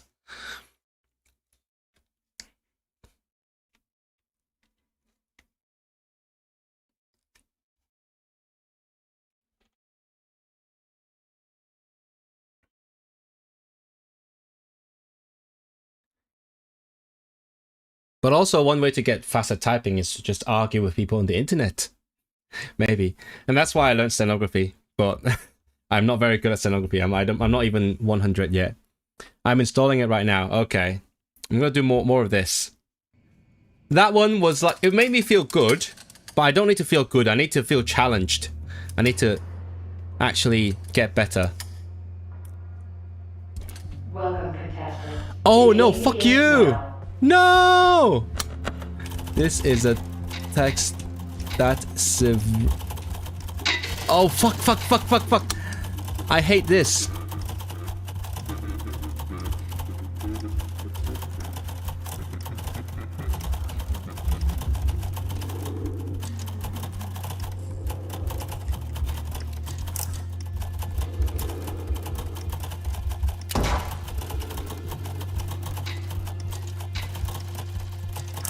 Oh my goodness!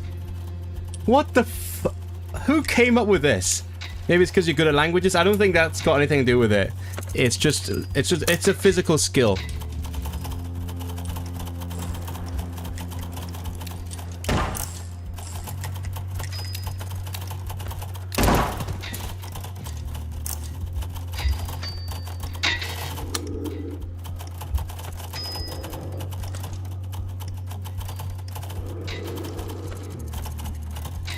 Okay, it's actually easier when I don't know what it's saying. I just don't think about the word and I just type the letters.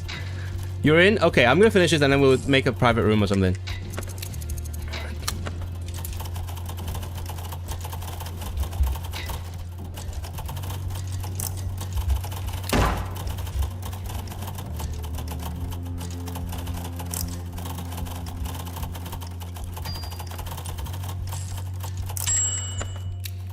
It tells you to play your first... Okay, go play your first 3 games.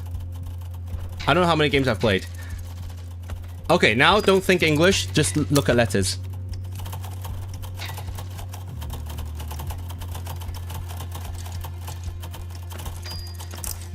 Ah.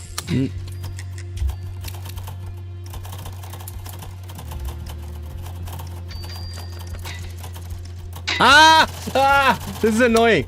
Oh.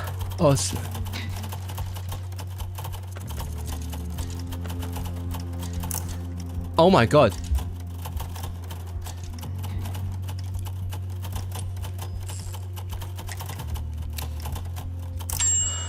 Oh. Oh. It's diabolical. Yeah, some of them are misspelled, but these are obviously like just the flips reversed.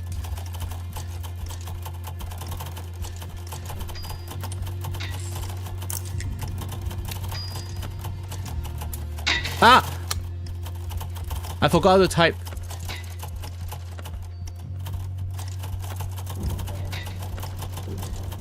The equal sign. Ah, no.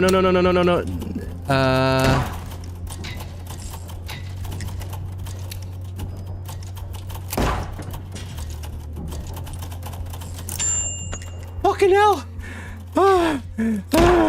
Oh, I'm ahead. Am I ahead? I think I'm ahead. Okay, I just need to not mess up. I'm way ahead.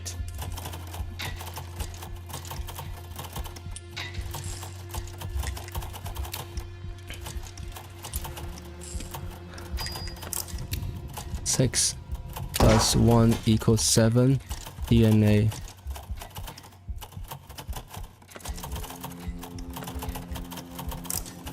Oh my god, almost got me.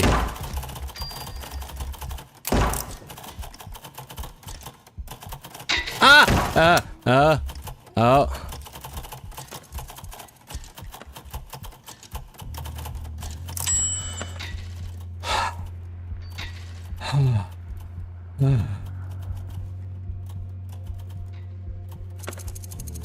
Okay, last one.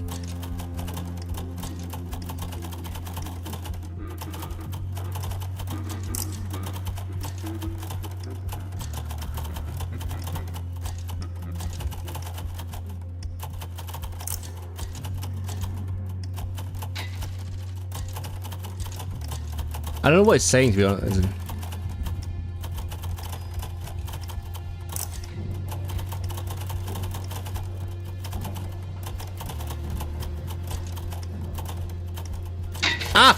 I got the number wrong.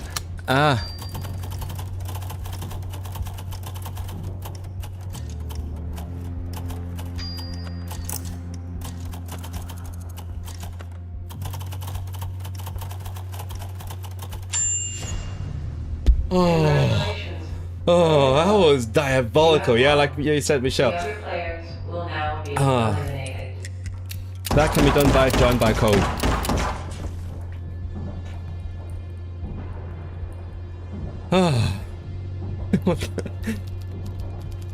What is this speed?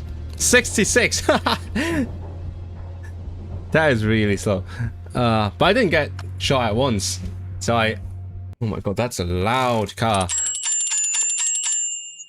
Join by code, create new, I guess. Can I do this? That's a code. And then do I like put it? Is this dyslexia mode? Apparently is. That's a code. If anyone wants to join. If you're not ready, I'll do another game, but like options. Oh, we can choose my options. Battle Royale, English, random from all, bots, medium, rewind, capitals matter. Do you want to change any settings? Do you want to do capitals matter? Maybe we should do capitals matter. I kind of want to make it capitals matter. Okay, you have to type the capitals. And rewind. Okay, yeah, if you get it wrong, you go back. I'm gonna install the game. Okay, we'll wait for you. Okay, G-Fruit is here. Just waiting for Vorpal. I don't want to do one-on-one. I mean, we're one-on-one and then a bunch of bots, right? I'm doing good promotion for the game. Reaching my language audience.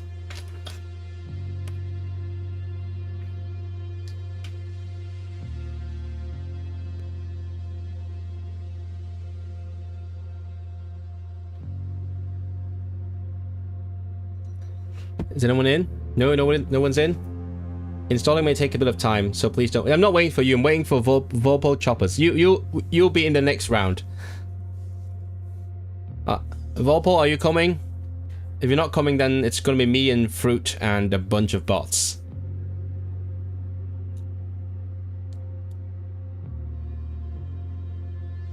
Invite friends. Can I invite friends on Steam? I don't have friends on Steam, I think. I'm not a big gamer, by the way, just for context. In case anyone's gonna type a code, yeah. In case anyone's seeing me play games for the first time or talk about games for the first time, I'm not a gamer. I'm just not good at things.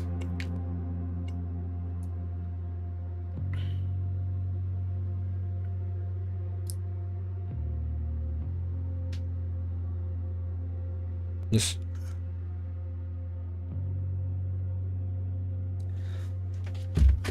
how many languages do you speak, and what's your main language?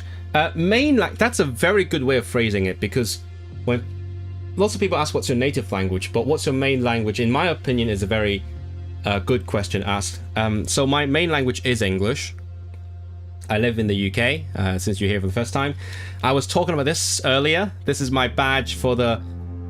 I mean, I'm kind of small on the screen right now, but this is my badge for last year's Polyglot Gathering. That's all my languages that I claim to speak, or I tried to speak a year ago. If you want to find out, you feel free to go back after the game. Go back where I talked about this. Oh, is that you then? Kirei Mochizuki. I'm assuming that's you. If it is, let's go. I'm assuming that's you. Ready? I think you gotta press ready.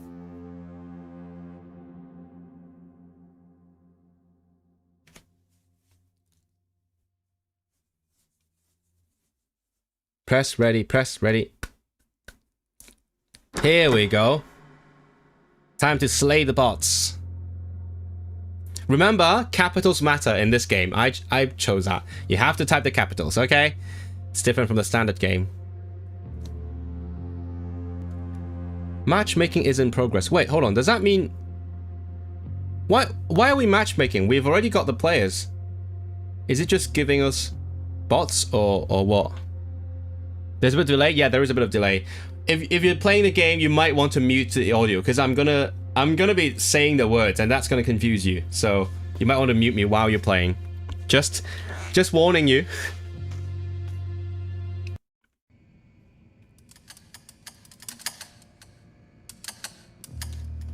Here we go. Here we go. Welcome, What the? The game begins now. No, you're joking.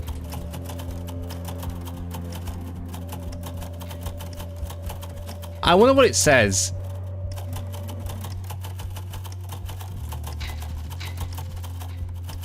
This is a joke.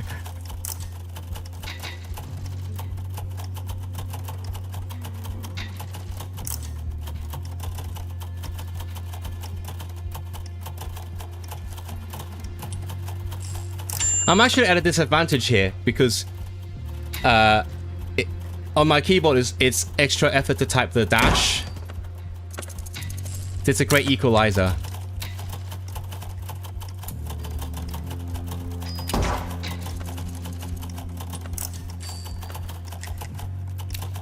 Ow!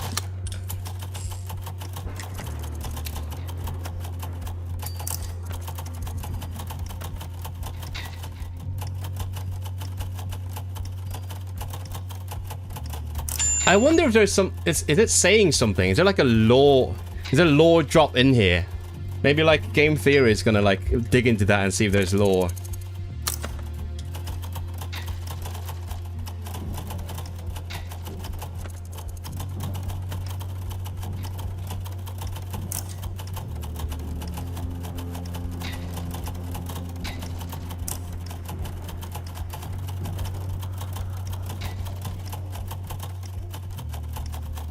I think that's like a Congratulations, player defined. You have punctuation won. maybe. The other players will now be eliminated. Does anyone know Morse code?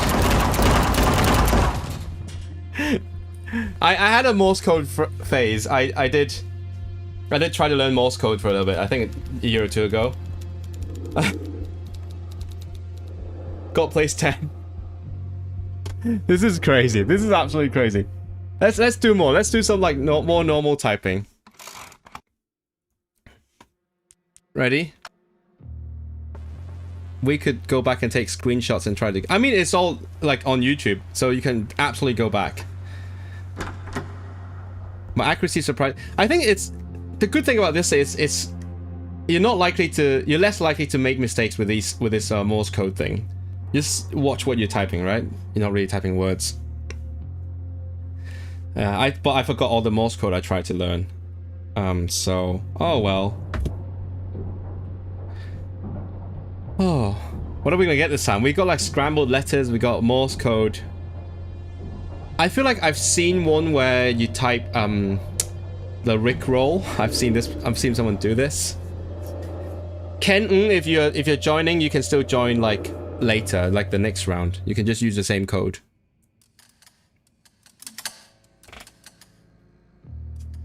Okay, what are we doing this time? What are we doing? Jehashin and Jenu. Oh, I like this one. Go quick. Oh!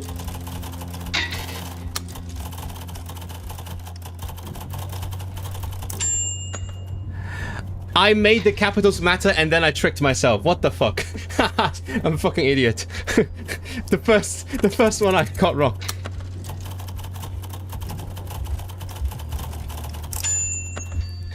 These are the phrases where you like the entire alphabet is included in it. So you basically have to type every letter in every sentence. Oh, fuck.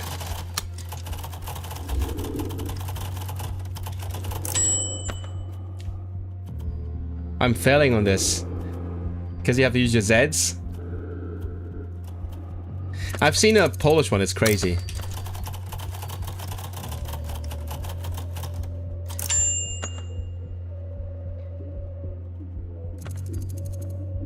I joined a run to get a feeling of the game. Oh, okay, lovely.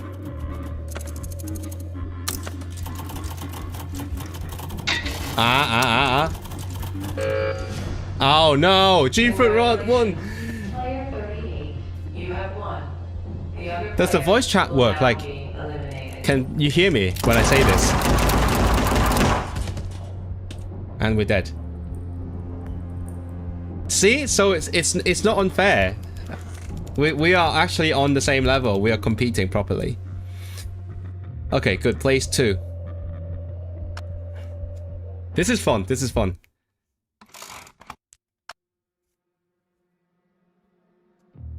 Oh, is that Kenton? Is that you? Have you just joined?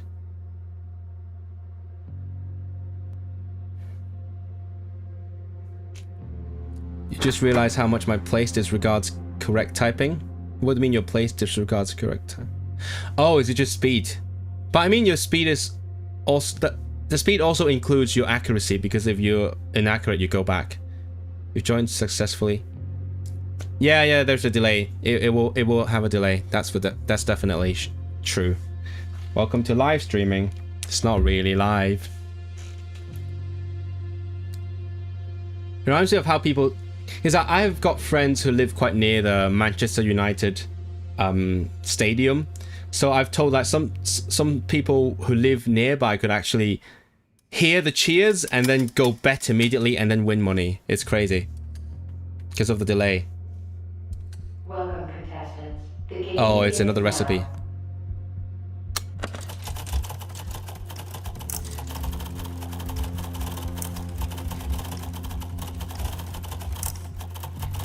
What are coins for? Why are you using coins for shawarma?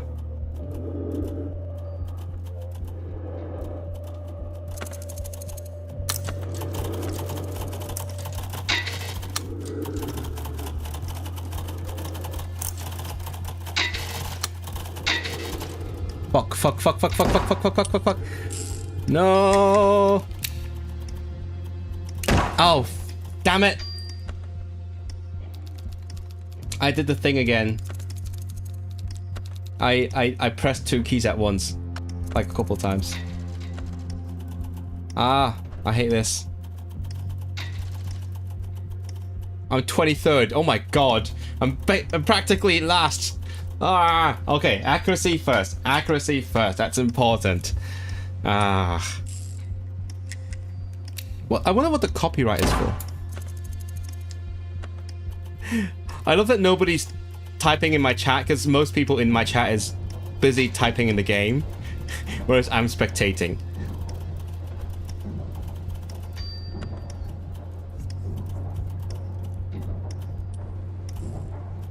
Is that guy done?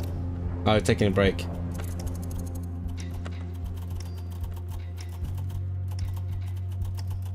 Do I have to yap for the rest of the round? Who is a white flag? Oh, leaderboard. Leaderboard. Here we go. Oh, Ken is leading. Oh, so that's how. So the people with levels, that aka you guys, that you're real people. Mistakes. Ah, I see. Queen of Sinful. Eliminated.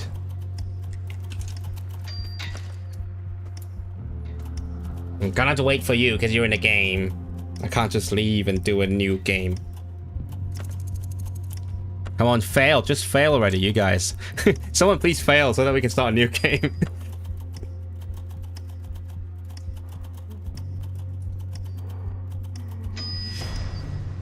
Ken has won. Congratulations. Okay. You have won.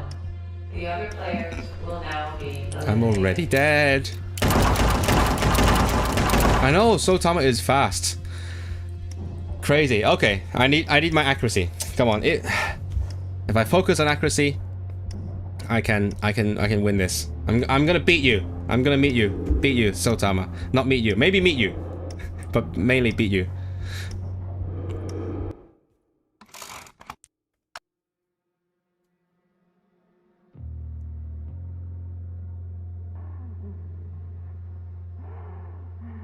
Yeah, so Sotama is Ken.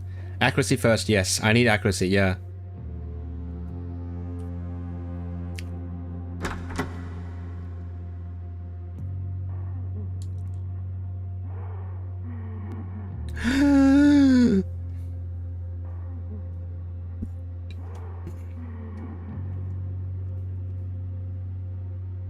What are we waiting for? Why are we waiting for the bots? It's just bots. What match are we making?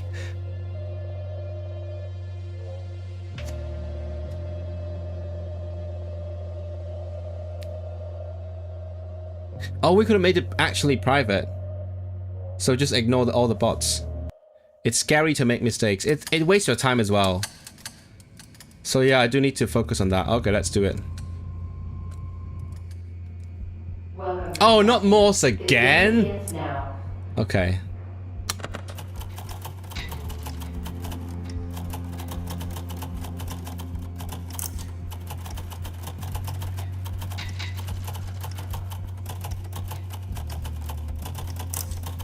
It's different text.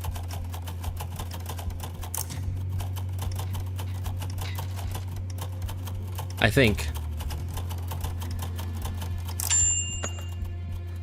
I think it's different. It feels different. I'm second? Oh my god. Well, I told you I'm at a disadvantage on this keyboard.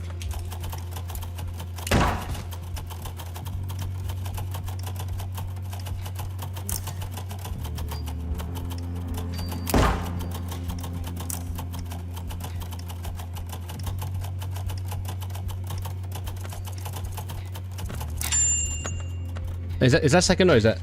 how does that work? I don't know what that means.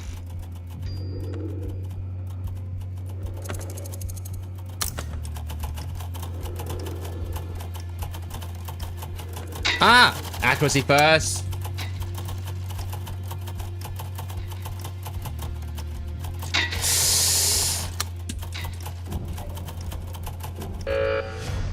Oh my god! Congratulations, Player 1. have won. The other Oh, players at least I will didn't. now be I didn't eliminated. lose because of my accuracy. I can't deal with Morse. No, it's crazy. No, I can't do it either. I'll show you. This is. I mean, I'm making excuses, but I'll just. It's a fact. This. Oh, hold on. I'll show you. This is my room, so I can do whatever I want. So on my keyboard, this is a dot, but to type the dash, I need to do shift and then this. Yeah. No. Actually, I can't do it without my muscle memory. Yeah, it's not a shift. It's a number key. Anyway, let's get back. Speaking Morse. That's crazy. That's crazy. I need my...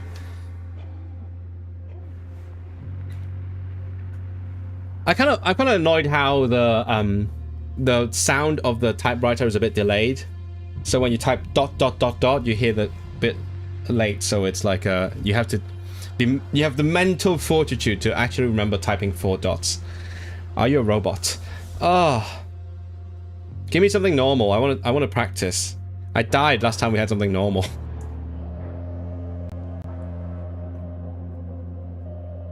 We should make it private so we don't get bots. Okay, what is it now? What is it now? What is it now? Welcome, contestants. The game begins Okay, accuracy, now. accuracy.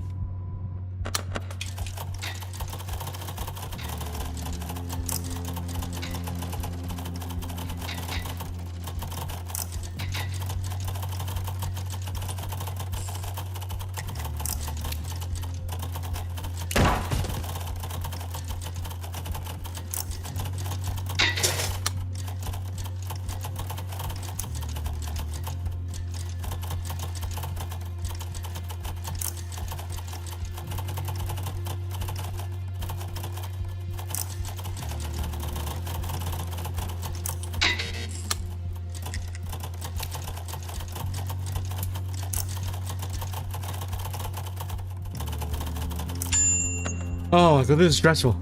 It's stressful. You got the achievement? Yeah, I did too.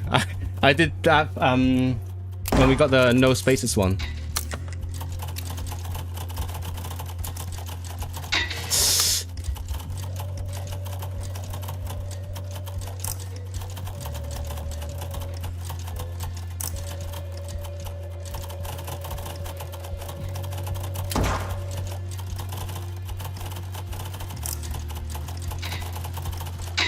Ah!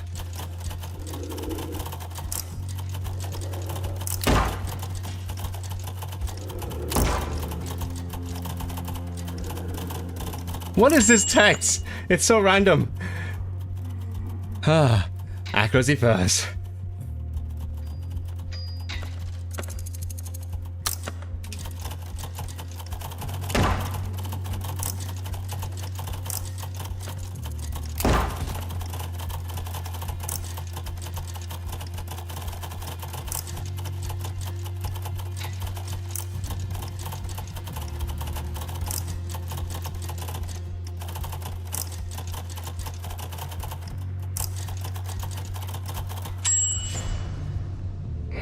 You died? Oh, is it from mistakes?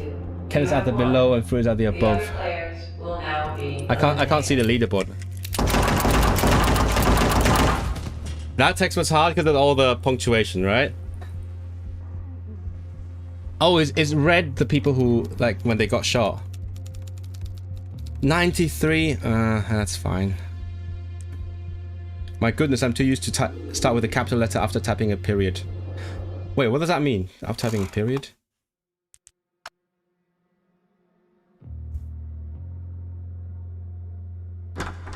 This is kind of like just a private voice chat gaming session now. Oh, I was going to change the settings. Sorry, I was going to do that.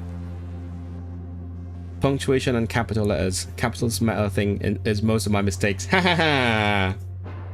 I mean, it's hard for me too. But I like the bit of challenge. Ah, after the ellipsis.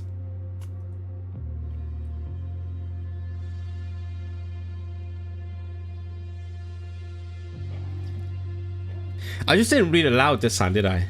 Earlier, I would read it aloud, but now that I'm really focused, I didn't read it aloud. I just went for it.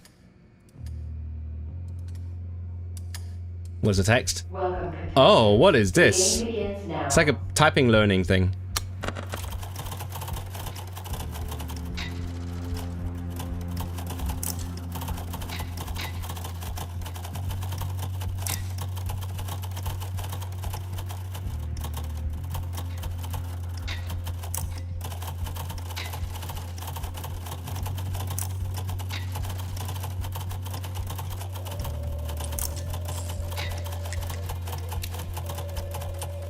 Oh my god. Ah. You do like the challenge? Oh wait, I finished already. Oops, sorry, I was too good. This one's tricky, this one's tricky. The literal goal is to trick you, is to trip you up. I died because I didn't notice my caps lock.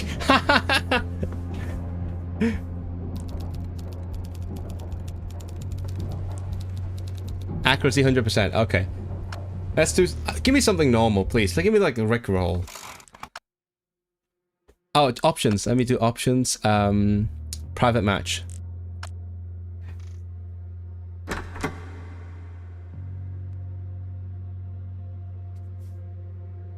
But I think if we have less bots, if you don't have the bots, you're just gonna hear people getting shot less, right? Because the bots are mainly there to psych you out when they get shot. They're like, oh my god, what's happening?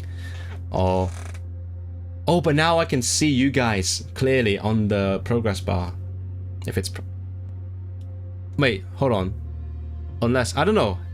Is that what private match means? Or do you still get bots? Does it just mean other people can't just join randomly? I don't know what that means. We'll see. No, there are bots. I'm confused. That's fine. Welcome, contestants. The game begins now. I walked the road with silent trees, each step a ghost, each breath a key. The moon looked down, too shy to speak, its silver voice lost in the leaves. Can someone tell me what private match means? Oh, someone could put it on the voice chat. Oh, carry me through shadowed light, through broken dreams and sleepless night. I'll sing until the dawn arrives. My heart still beats, my heart survives.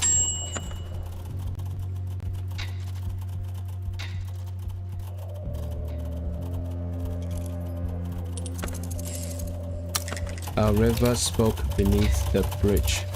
It whispered names I'd long since... It whispered names I'd long since missed. I dropped a stone to break the spell, but only ripples rang the bell.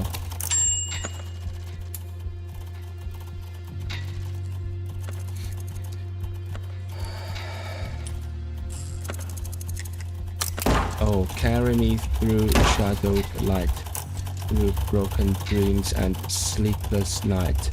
I'll sing until the dawn arrives.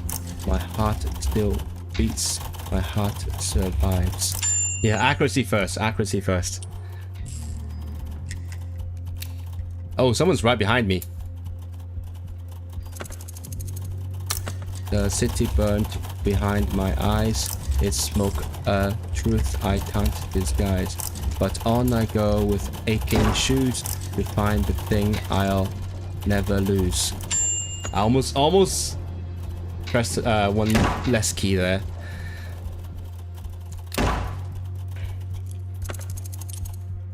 Oh, carry me through shadowed light, through broken dreams. Oh no! Through broken dreams and sleepless night. Ah! Through broken dreams and sleepless night. I'll sing and... Oh no! No, no, no! I was doing so well!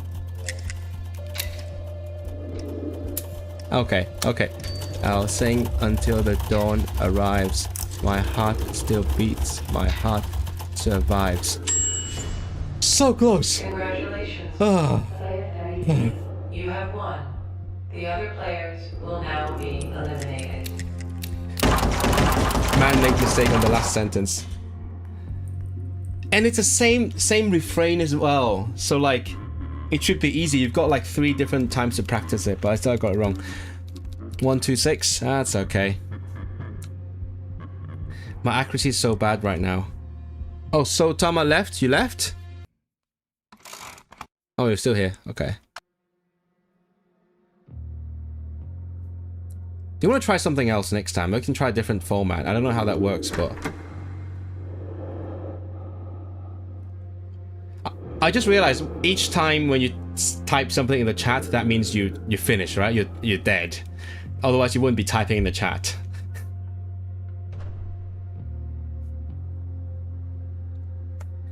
By the way, I'm gonna, in case anyone wants to join, I'm gonna pin the code. Just in case someone sees this and wants to join.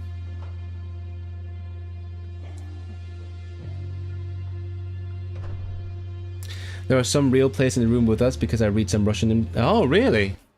I'm confused. I don't know how it works. But it's like, it's bots, right? Welcome, contestants. The game begins now. Good afternoon, dear support team. I wish to report a serious problem. I kindly ask for your assistance, for I cannot resolve it on my own.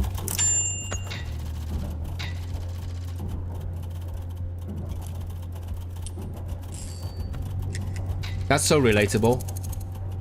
Another day has passed, yet no reply. I have fulfilled my payment in full. May I... Oh, fuck! May I at least receive confirmation that my message reached your hands? It's too real, too real. I can relate to this. I've been there. And I'm also so anxious when that happens.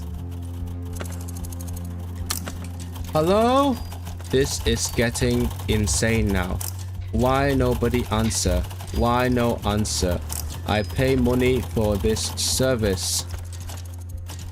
Please respond already. Oh, no, no, no. I put my shift on when I typed the dot. Became something else. I'm gonna put my caps lock on. Okay, seriously, what the hell? Do you people even exist? I'm sitting here for days. No help, no word, nothing. So relatable. You're sure dead?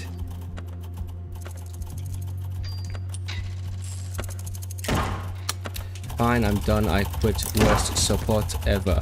Fix it yourself. Ban, ban, ban. Goodbye. Congratulations. I love the flip off. It's so funny. The other players will now be eliminated. How far in are you? How far did you guys get? I can't tell. Oh, all dead.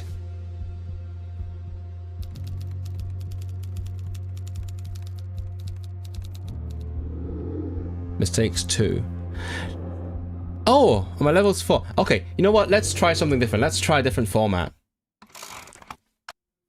You want to try knockdown? I don't know. We tried that once already, right? Capitals matter. So now you don't get the roulette, but you need to be fast. Oh, I feel like I feel bad now because I did just say this format is better for me. Having a full keyboard is both nice for Morse code, but also ass because I have caps lock and 2 shift keys. Yeah. There's pros and cons. Like when I'm typing normally, it's handy because I don't have to move my hands. Good for speed, I guess. But then when you're trying to type Morse code or type lots of different rarer characters, then you're slower.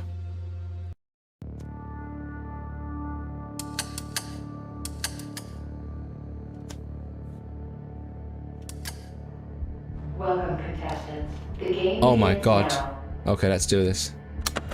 Nevertheless, not withstanding prior consider, one might cautiously hypothesize that Under sufficiently favorable circumstances, complex articulation may gradually simplify.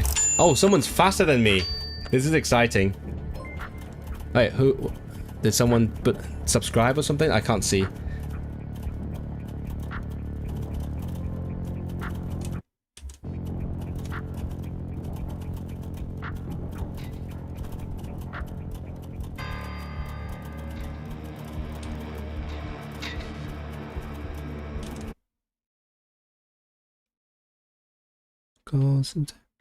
Oh, I think I might not have the alerts thing here.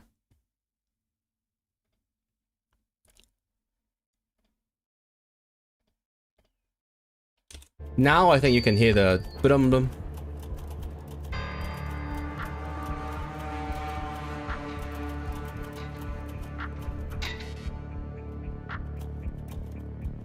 Yeah, I think in this layout I didn't have the alerts thing, like when people subscribe. Now I added it back. So that's why I was so confused by the sound. However, after extended reflection, we might decide that shorter sentences are easier to read and easier to type.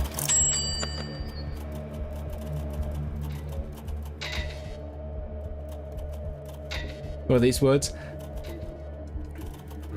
I think that's the text, isn't it? They start with harder words and then go into easier ones. Actually, I kind of like this. Cause like, you guys are also faster, it seems. Someone's faster than me for sure. So, I prefer this. This is when you don't have to worry as much about having perfect accuracy.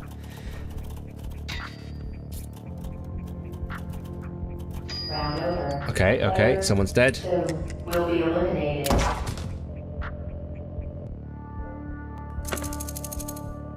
So we begin to relax the language. Words become smaller. Sentences become clearer. The rhythm becomes calm.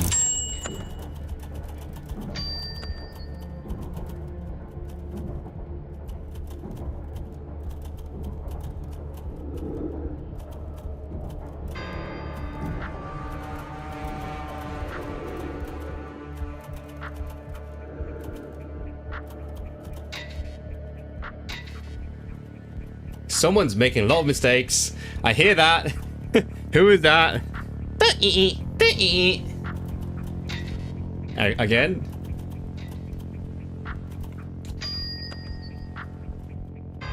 Round over. Player 7 will be eliminated. Apparently the rounds are going to get shorter, it seems.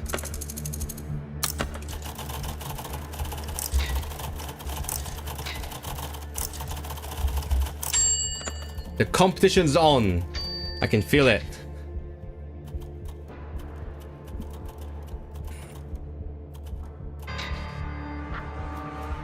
I'm getting eliminated. Wait, because you're slowest? Is that how it works?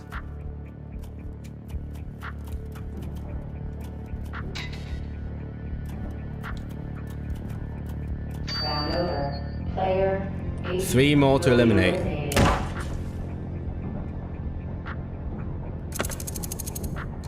Now we keep it easy. Short words help.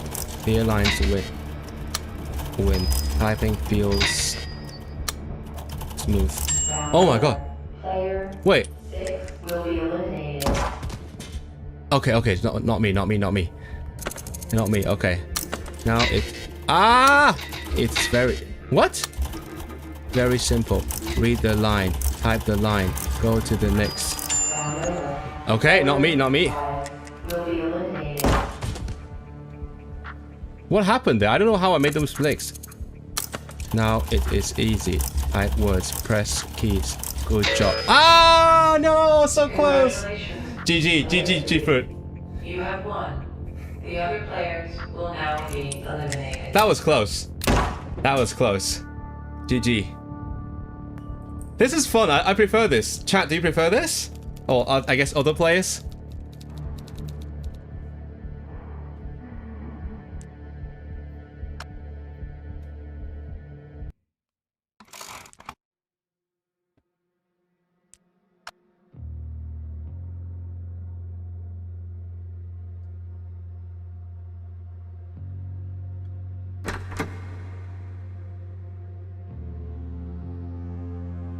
Yeah, okay, let's do this.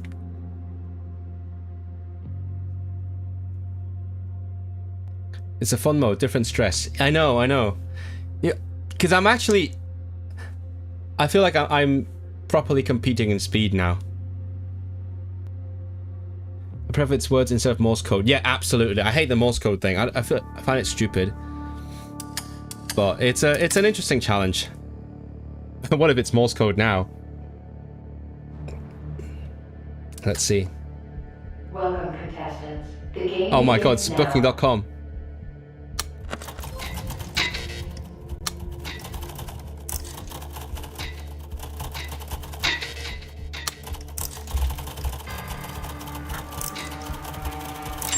Okay.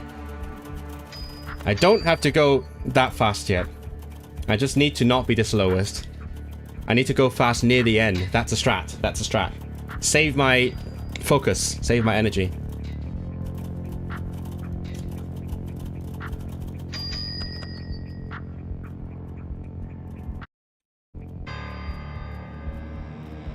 Round over. Player 6 will be eliminated. Don't know who that is, but we'll see. What? Ah, oh! I thought that was a big S.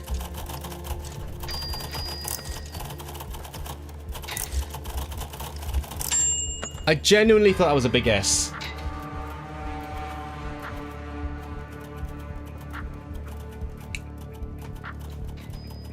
Morse code deserves its own category. Yeah. Maybe I should change my keyboard layout so it's easier to type Morse code. Just everything on one layer.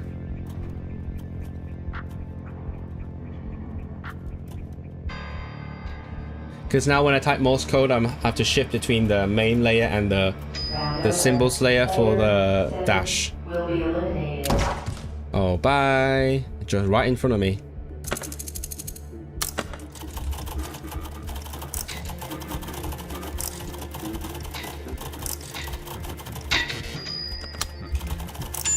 I do tend to mistype difficult. I know that. I'm aware of that. Difficult is a difficult word for me.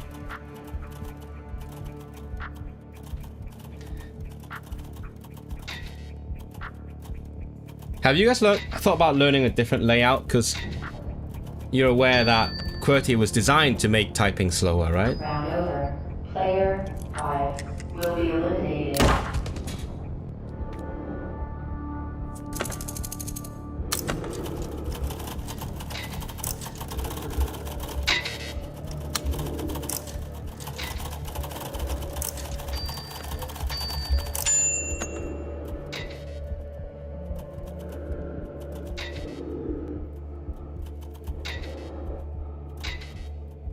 You use Colmac.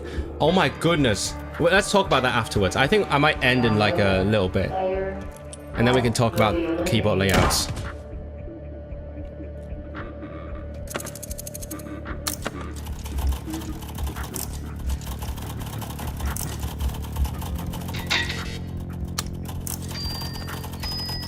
Round over. Player 8 will be eliminated. He died close to 5.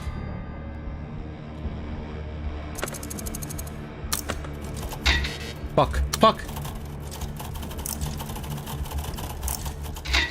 Ah! Ah, no! Player 3 will be eliminated.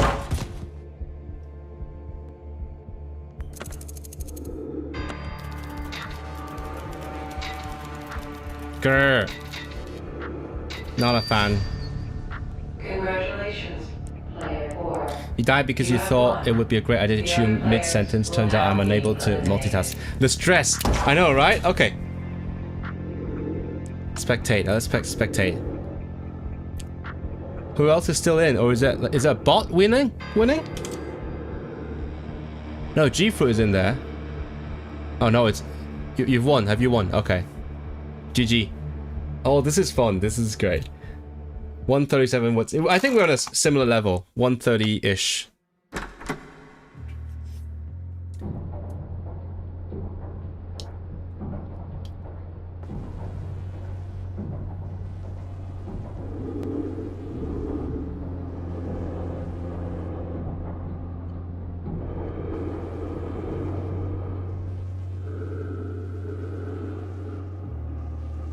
Oh, the breathing. Is that necessary?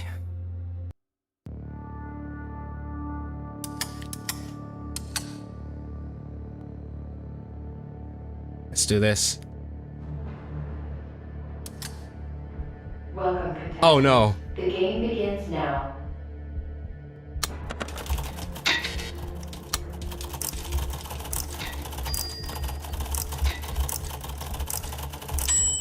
That's crazy. That is crazy.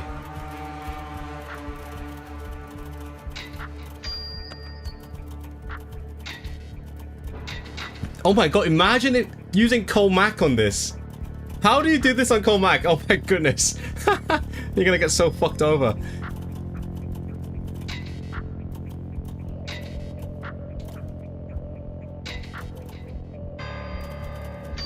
Round over. Player 8. It's hard on Comac, yeah, that's what I'm saying. You definitely, you're at a very huge disadvantage.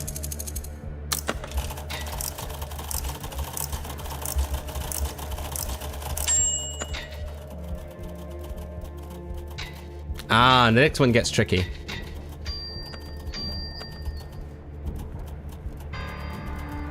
Look at these little guys typing.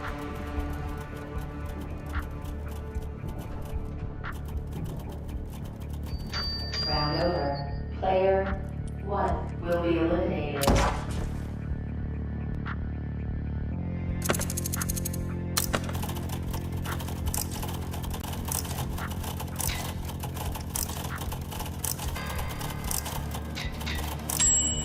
You can type space to finish a sentence instead of enter. Yeah, you can't. Oh, I've been using space all along. I haven't used enter. This is just reaction time. Just see the pattern, recognize a pattern, and then like just keep repeating it, right? This is pure speed. Round over. Player 7 will be eliminated.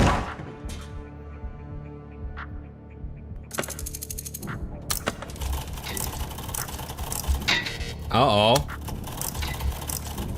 What? Oh my god. Oh.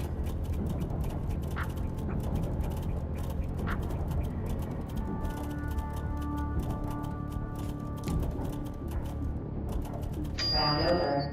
Player 2 will be eliminated.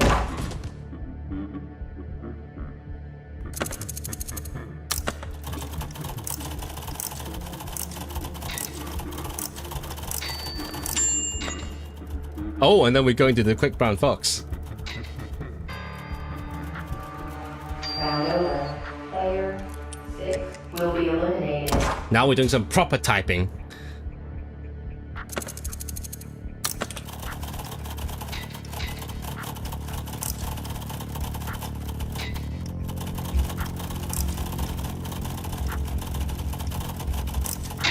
Why am I being punished?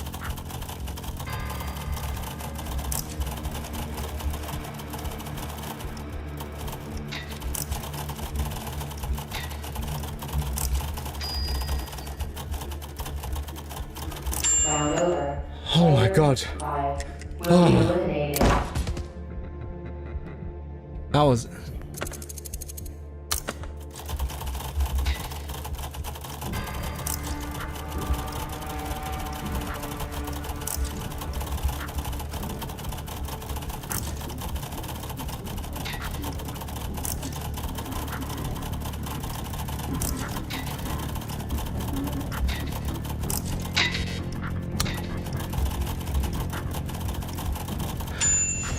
Congratulations, player 4. You have won. The other players will now be eliminated.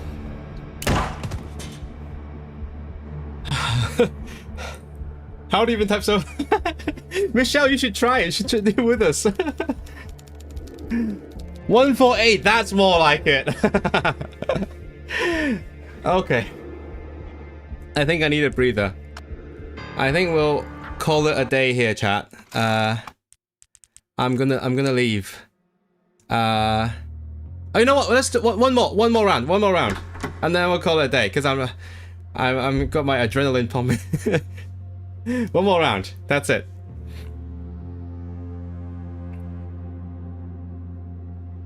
I'm having fun. I'm glad you're having fun. This is so stressful, for real.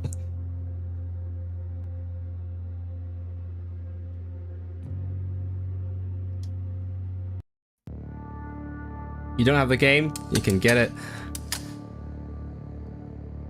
Last round. It's okay, no pressure, no pressure. Just have fun, just have fun. Welcome, contestants. Pride, The game love it. begins now.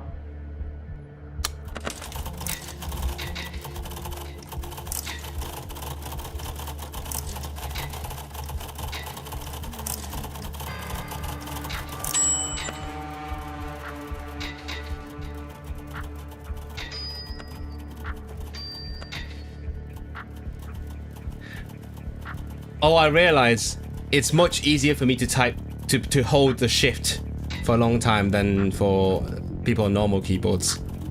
I'll explain why afterwards.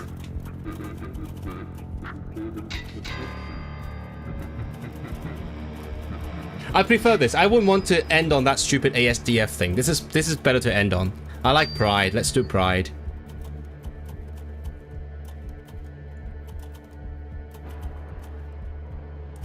Round over. Player 2 will be eliminated. Don't shoot me! Don't shoot me!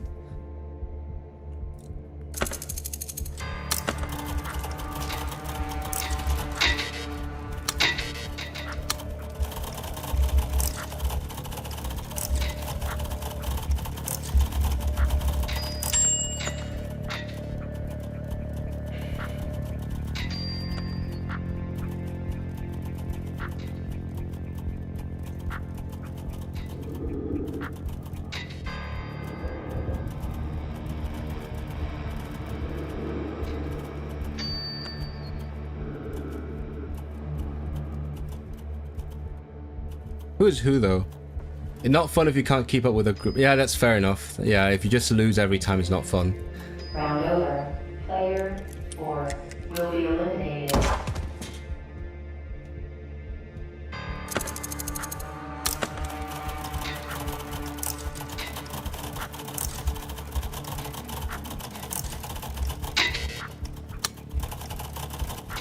Oh, fuck.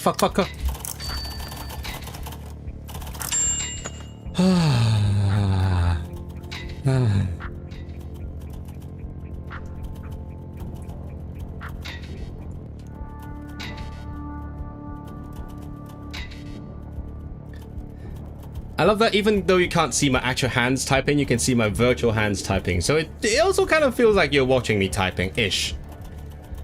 Does the animation actually show which keys I'm pressing? Is it actually accurate, mate? That makes sense if it is. It's not that hard to animate. Round over. Player 5 will be eliminated.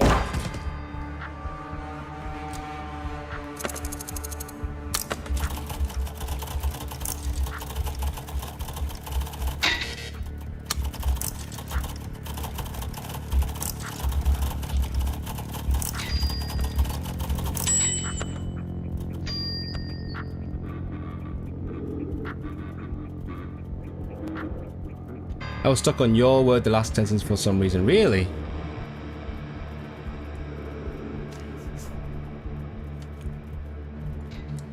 Oh, we're talking about lust now.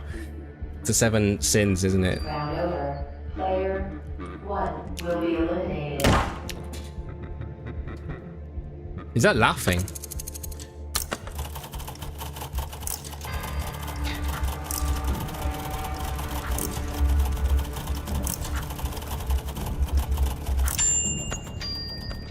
Oh, someone's right behind me. Player 3 will be eliminated.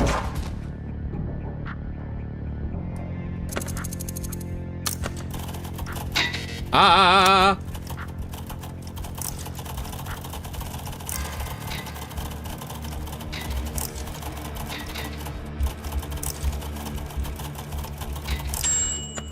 Round over. Player You got will glitched. be eliminated. Okay, last round.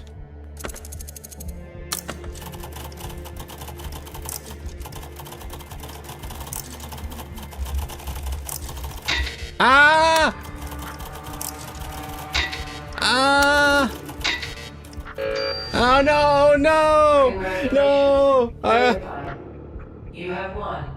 The other players will now be eliminated. I'm so close. Oh. Yeah, it's in the last round. Like the last round, you're 1-on-1, and then you get nervous, and then you make mistakes, and then that fucks you up. Damn it. Okay, it's fine. That's fine. That's the last round, as I said. Oh my goodness. Oh, that's a rush. You can just type capitals all the time, and it counts as correct, even if lowercase. That should be allowed. I mean, I set it to be like capitals matter, right? GG everyone. Good game. What was I gonna say? Yeah, I think my generation is best positioned to play this game because like if you're older, you might not have been trained in school to type, and then but if you're younger, maybe you just grew up on like iPads and things and phones. But like in my generation, I grew up learning to type in school, and then like I had to type lots of stuff, and that way I developed the skill to type fast. That was fun. We're so close in speed. That's why it's great. GG everyone. Yeah, that was good. I want to ask like how was it? Why did you learn Comac?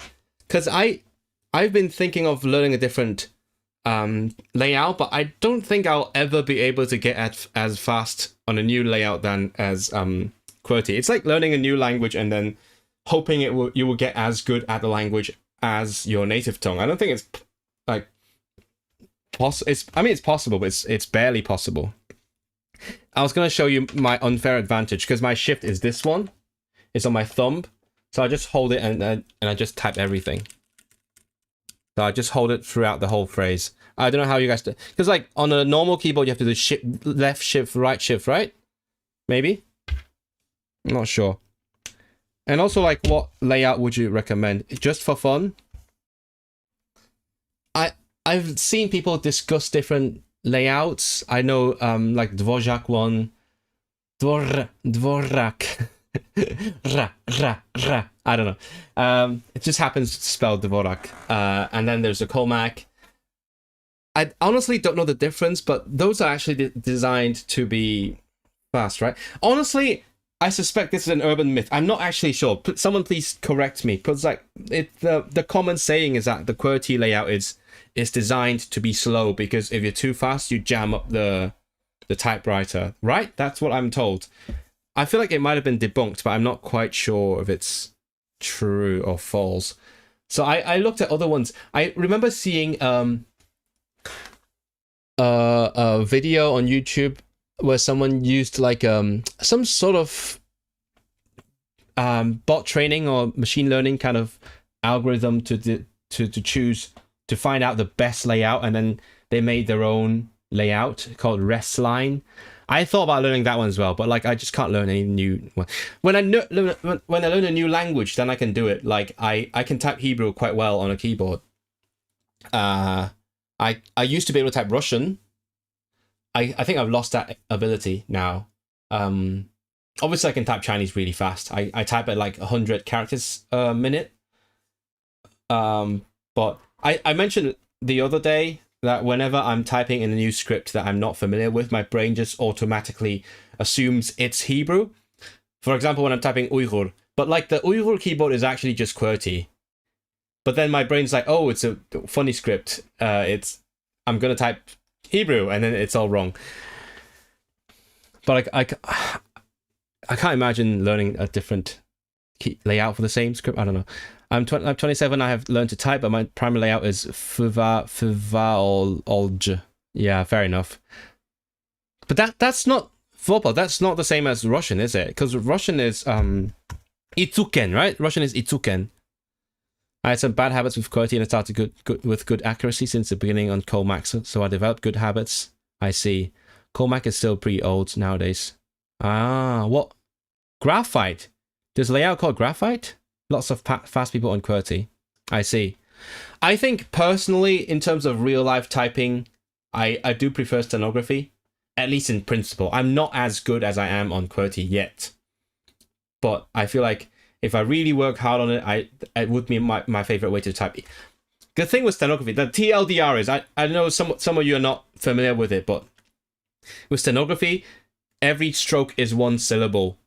So it's actually more relaxing. When I'm typing fast and QWERTY like I just was, it's very stressful because my fingers are moving so fast, like 140, 50 times a minute, right? But when I'm on stenography, my hands are moving like, I don't know, 60 times a minute maybe. I don't know. Or more. But like definitely less than on QWERTY. So it's actually more relaxing and I can actually go fast quite easily, provided that I have acquired the skill, which I have yet to perfect. I think that's how QWERTY became a thing, or some different layouts, because the typewriters became popular. People constantly jam them because they would type so fast. Personally, it takes a lot of effort to redevelop the muscle memory, and at work I have to type frequently. Little gain and little interest. Yeah, fair enough, probably, yeah. You know, 2 layouts. You have to know QWERTY, right? Because if you use someone else's computer, you can't just change the layout right away. So you have to know QWERTY anyway. It's like when I switch between like American and British layouts, and then I just go by muscle memory and I keep typing the email addresses wrong because the @ key is on the different keyboard. And this keyboard is completely custom. I mean, it's QWERTY, but like where the symbols are, that's pretty much custom. I can actually show you. I'll, in case anyone is curious. Oh, I just tried to type an address using my disconnected keyboard. What the hell? I can show you. So I have different muscle memory now as well.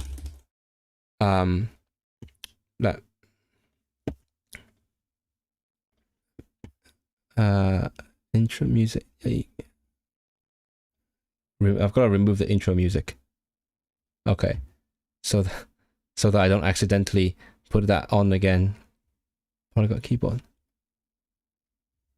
Yeah, that's my current keyboard. That's what I type on.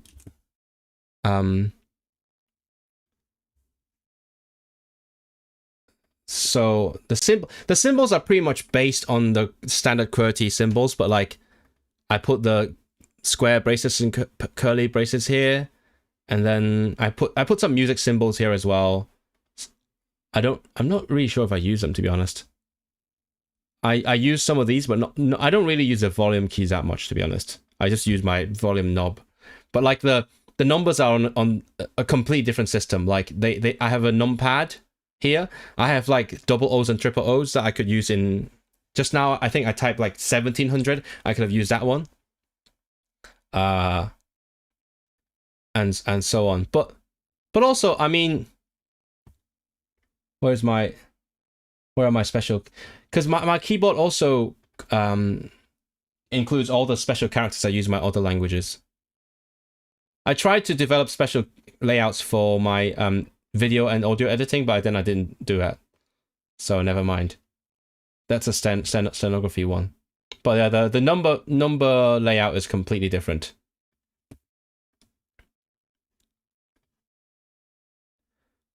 It's Korguz, but they're just taken from Itsuken. Wait, so but it's completely different. So it's from Itsuken, but it is Fyva Olj. Oh, so it's Fyva Olj, not the actual keys on the keyboard. Azerbaijan layout is Azerty. I mean, Azerty is French, but is it funny because it's Azerty? Same for me. Modifiable keyboard sounds cool. Yeah, I suppose, yeah. I mean, this is QMK, so I could just make my own layout and then flash it. I don't quite remember how to do it. I did it like ages ago, and then I stopped changing my layout, and then I don't really remember how to compile and flash. I need to look at tutorials again. But it's a hardware keyboard that includes all the like numpads and things. And then in the software, in the system, I have the software layout that lets me input all the like these. Yeah, these ones I use. Let me know if you can guess what languages they're for. That's not one language, by the way. Also, what else? These obviously. This one, These are all in my software keyboard. I have like, it's a file somewhere on my system because I use Linux, right? And then whenever I have a new system, I just like pop the file in there, and then I have the keyboard. I think the difference is Ituken starts from the upper row and Fiva Olj is taught from the mid. Oh, that makes sense. Yeah. That's right. So Fiva Olj, yeah, those are the keys on the home row. Yeah, I now remember, because I used to be able to type Ituken. A long time ago, I could type Ituken. I don't remember now. The one that looks like B and S is S in German. That's not S in German. That's a scharfes S. That's a sharp S in German. The one with the hats, that we say Tobach in Welsh, which is little roof. That's in Welsh. And then you might be aware of the Turkish ones, that which overlaps a bit with the German ones. And there's which German ones overlap a bit with the Swedish ones. The Swedish has its a ring, and then there's a Polish crossed L, OSC. Yeah, these ones are all Polish. So earlier when we typed the quick brown fox jumped over the lazy dog, I can actually show you that one as well. Let me show fonts, because like my system's in Polish, and then so if your system is in English, it uses the quick brown fox jumps over the lazy dog to demonstrate a font, because it includes all the letters in the alphabet. So you could see how a font or a typeface looks like. Whereas in Polish, there is not really a good. There is a phrase that does that, but in general on my system, it doesn't use that phrase. It uses another phrase. That wait, hold on. Icons. Wait. How do I? This one. Here we go. So in Polish, it uses this one. It's pchnąć w tę łódź jeża lub skrzyń fig. I think. No, actually. Yeah, that contains every letter exactly once. It's not the one I'm thinking then. There's a different one that contains only the special characters, like something with like bile. What's bile in Polish?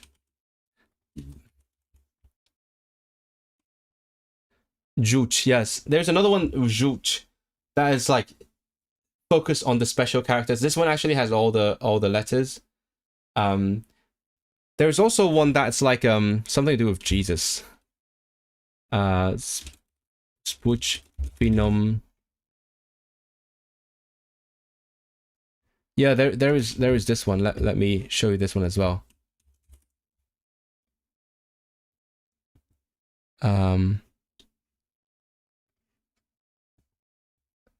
Hold on, the window camera. Yeah, this one. There's this one in Polish. It is really funny. Jezu klątw spluć finom część grychańb. So the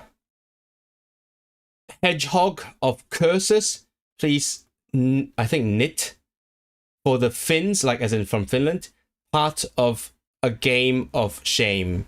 So it's really funny. The one we just saw just now was push into this ship a hedgehog again, or I don't know what oshm is.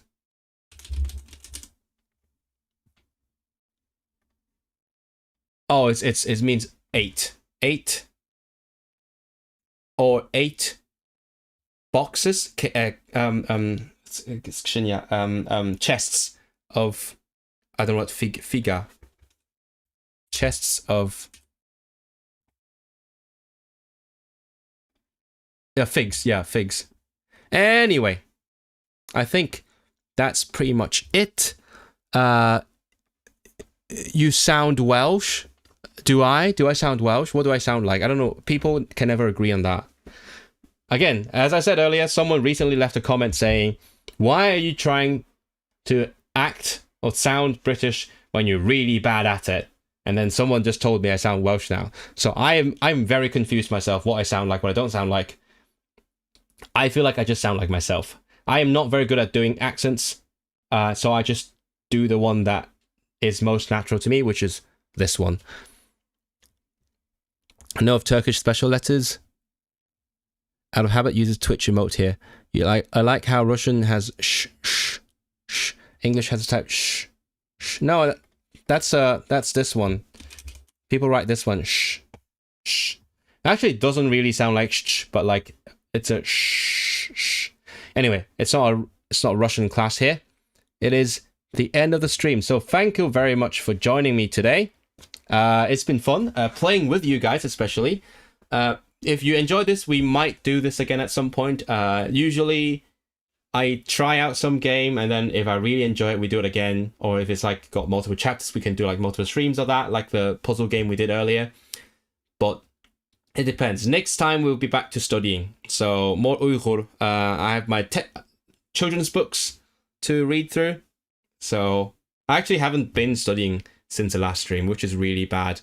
I'm busy doing my thesis, which I will be working on after this. So thanks again for joining me. Enjoy this indeed. I enjoy that greatly as well. I don't know why the colors seem a bit weird today, but yeah.